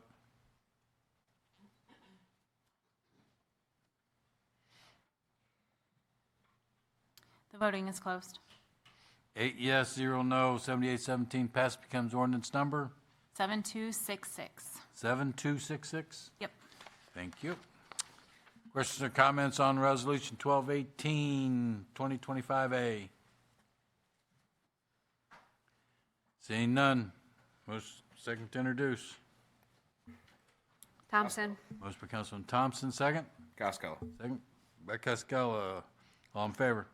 Any opposed? Mr. O'Keefe. Resolution 1218, 2025A, a resolution authorizing an agreement with Fabic Cat, providing for 2 plate compactor attachments in an amount not to exceed $17,209. Thank you. Motion second to approve. Thompson. Motion by Councilman Thompson, second. Cascola. Second by Cascola. Councilmember, please cast your vote. The voting is closed. 8 yes, 0 no. Resolution A has been approved. Questions or comments on Resolution B? Motion second to introduce. Boyer. Motion by Councilman Boyer, second. Roth. Second by Councilman Roth. All in favor? Aye. Any opposed? Mr. O'Keefe. Resolution 1218, 2025B, a resolution authorizing an agreement with Inzo Technologies, providing for the purchase of additional Avaya licenses to expand Microsoft Teams calling capacity. Thank you. Motion second to approve. Boyer. Motion by Councilman Boyer, second. Roth. Second by Councilman Roth. Council members, please cast your vote. The voting is closed. 8 yes, 0 no. Resolution B has been approved. Question, comments on Resolution C? Seeing none, most second to introduce. Thompson. Motion by Councilman Thompson, second. Wexler. Second by Councilman Wexler. All in favor? Any opposed? Mr. O'Keefe. Resolution 1218, 2025C, a resolution authorizing an agreement with Rapid Fire Safety and Security LLC, providing for the purchase of additional client connection licenses for the Genetech Security Desk software platform and toys for the IT director in an amount not to exceed $17,680. Thompson. Motion second to approve. Motion by Thompson, second. Wexler. Second by Councilman Wexler. Council members, please cast your vote. Voting is closed. 8 yes, 0 no. Resolution C has been approved. Questions or comments on Resolution D? Seeing none, motion second to introduce. Boyer. Motion by Councilman Boyer, second. Wexler. Second by Councilman Wexler. All in favor? Any opposed? Mr. O'Keefe. Resolution 1218, 2025D, a resolution authorizing a supplemental agreement with Lockmiller and Group Incorporated, providing for sanitary sewer design projects in an amount not to exceed $32,281. Okay, motion second to approve. Boyer. Motion by Councilman Boyer, second. Wexler. Second by Councilman Wexler. Council members, please cast your vote. Voting is closed. 8 yes, 0 no. Resolution D has been approved. Question or comments on Resolution E? Seeing none, motion second to introduce. Cascala. Motion by Cascala, second. Thompson. Second by Councilwoman Thompson. All in favor? Any opposed? Mr. O'Keefe. Resolution 1218, 2025E, a resolution authorizing an agreement with Flock Safety, providing for a renewal of the city's Flock Elite platform through 2031 in an amount not to exceed $151,500. Motion second to approve. Cascala. Motion by Cascala, second. Thompson. Second by Councilman Thompson. Council members, please cast your vote. Voting is closed. 8 yes, 0 no. Resolution E has been approved. Question comments on Resolution F? Seeing none, motion second to introduce. Kewen. Motion by Councilman Kewen, second. Wexler. Second by Councilman Wexler. All in favor? Aye. Any opposed? Mr. O'Keefe. Resolution 1218, 2025F, a resolution authorizing a change order in an amount not to exceed $11,156.70 to the agreement with E. Meyer Contracting, Inc., providing for the 2025 annual asphalt program. Motion second to approve. Kewen. Motion Kewen, second. Wexler. Second by Councilman Wexler. Councilman, please cast your vote. The voting is closed. 8 yes, 0 no. Resolution F has been approved. Questions or comments on Resolution G? Seeing none, motion second to introduce. Cascala.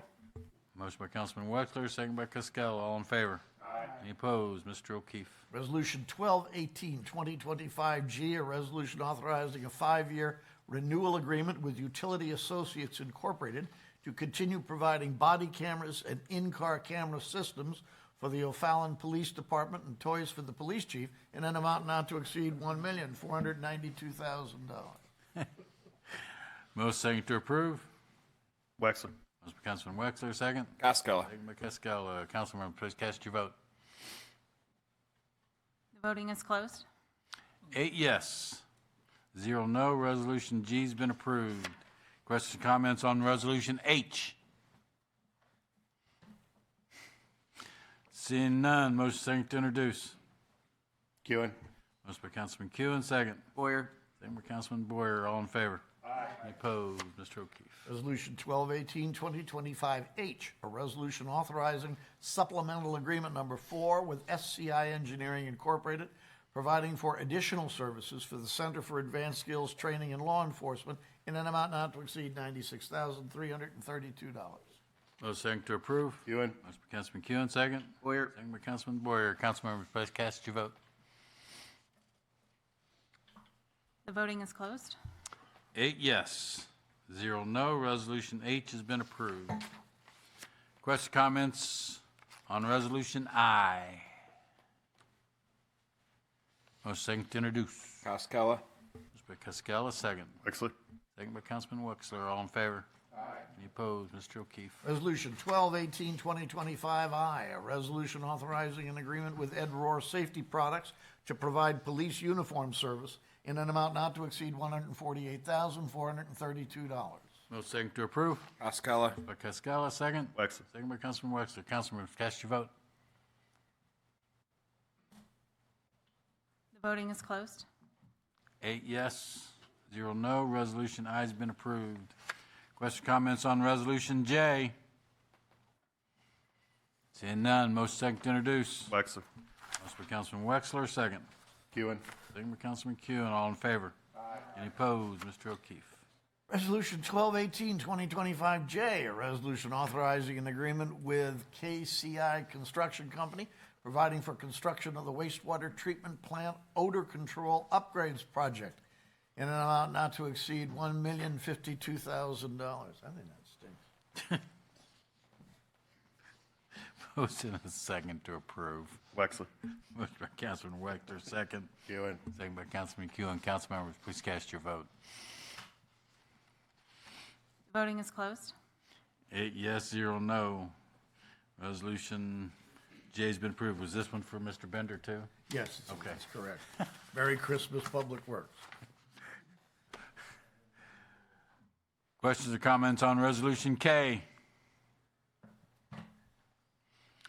Seeing none, motion second to introduce. Ewan. Motion by Councilman Kuhn, second. Roth. Second by Councilman Roth. All in favor? Any opposed? Mr. O'Keefe. Resolution 1218, 2025K, a resolution authorizing an agreement with Aspire Construction Services LLC, providing for the City Hall IT server room relocation project in an amount not to exceed $514,300. Thank you. Motion second to approve. Ewan. Motion by Councilman Kuhn, second. Roth. Second by Councilman Roth. Council members, please cast your vote. The voting is closed. 8 yes, 0 no. Resolution K has been approved. Questions or comments on Resolution L? See none. Motion second to introduce. Wexler. Motion by Councilman Wexler, second. Roth. Councilman Roth. All in favor? Opposed? Mr. O'Keefe. Resolution 1218, 2025L, a resolution authorizing a supplemental agreement with Stan Tech Consulting Services Incorporated, providing for the lift station upgrade design project in an amount not to exceed $52,516. Motion second to approve. Wexler. Motion by Councilman Wexler, second. Roth. Second by Councilman Roth. Council members, please cast your vote. The voting is closed. 8 yes, 0 no. Resolution L has been approved. Questions, comments on Resolution M? Ms. Thompson. Thank you, Mayor. I just was reading through the background on this, and it seems that we have extended the deadline on this for 4 years now. And we're looking to extend it for another year, but it expired December 13th, and I believe we just got the letter requesting the extension on December 1st. So I'm just curious if somebody can share a little bit more information about this with us. Is this Mr. Wade? You're correct. This development has been occurring for quite some time. There was a lawsuit that drug on for quite some time that was finally settled last year. So with that, there's certain things they have to do with the lawsuit, and they ran out of time, so they're asking for this final extension. Based on our ordinances, the city engineer cannot grant any further extensions, so it goes to the council for their consideration. Can you give me like a summary of what the improvements are, the required improvements are? Yeah, essentially they're putting in a smaller subdivision. I can't remember how many lots they're building, but it's a smaller subdivision, but it'll involve sewer extensions, water, grading, detention basin. Oh, okay. Here you go, Lisa.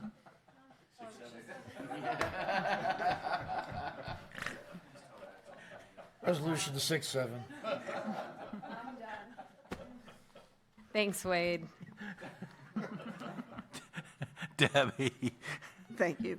Yes, I have been dealing with this for years and years. And can we maybe do the same thing we did to the apartment complex that's coming over on TR Hughes? Can we tell them we will give you this one last time, and if you have to come back again, then you're going to need to start over?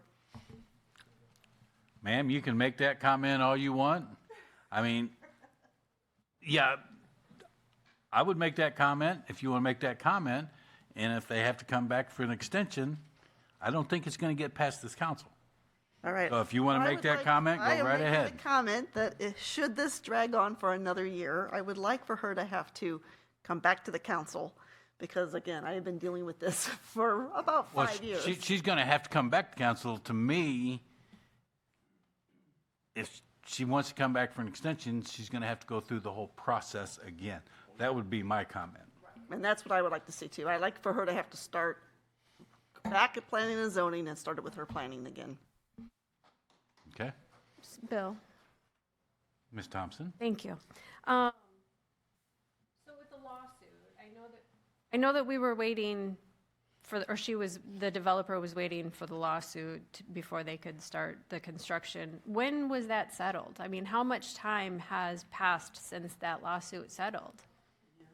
So it's been a year, and no action has been taken. Okay, thanks.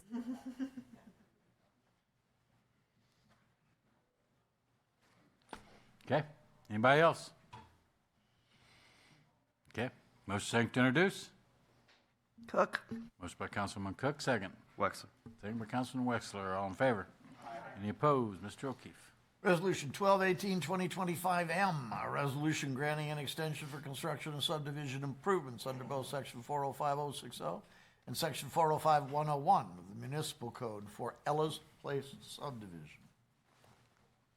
Motion second to approve.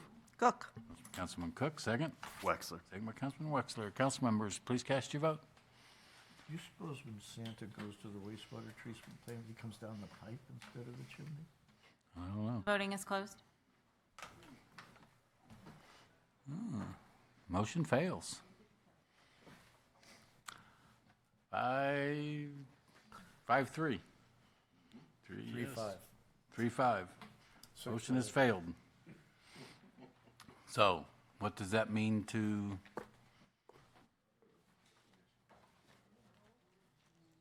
Wade, what does that mean that they have to do now?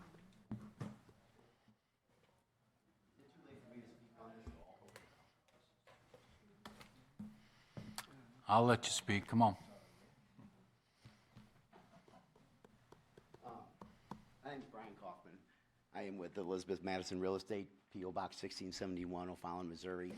And one of the biggest things with this is that even though Vic did finally win the litigation on this, it took a while because they wanted to appeal it, and then they ended up settling. And there's been a whole lot of stuff, but Vic has been working with the city the past year to try and get some of this infrastructure changed around, because they were originally going to bore MG Road to bring sewer from Elk Ridge all the way down, but there's a lift station in Mary Ridge that can provide similar service. So she has been working with the city for, I don't know, maybe the last 8 months or so, trying to get this, and there's a lot of detail involved going back and forth between engineers, the city engineers.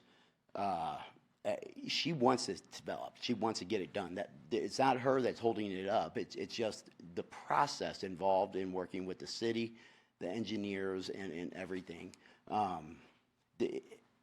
There's no cost to the city to not approve this. It doesn't hurt the city at all. It just puts a further burden and hardship upon Vicky that there's a lot of stuff from the past and that nobody in this administration was involved with, that where there were some zoning issues that got overlooked, and not to point fingers, but she's gone through a lot, and she does want it developed, and she's doing her best to work with everybody on this. Just to turn it down for no reason, it doesn't make sense. And that's all I have to say. Thank you, guys. Okay. Anybody want to do anything with it? All right. There's no further business. We're adjourned at 9:51.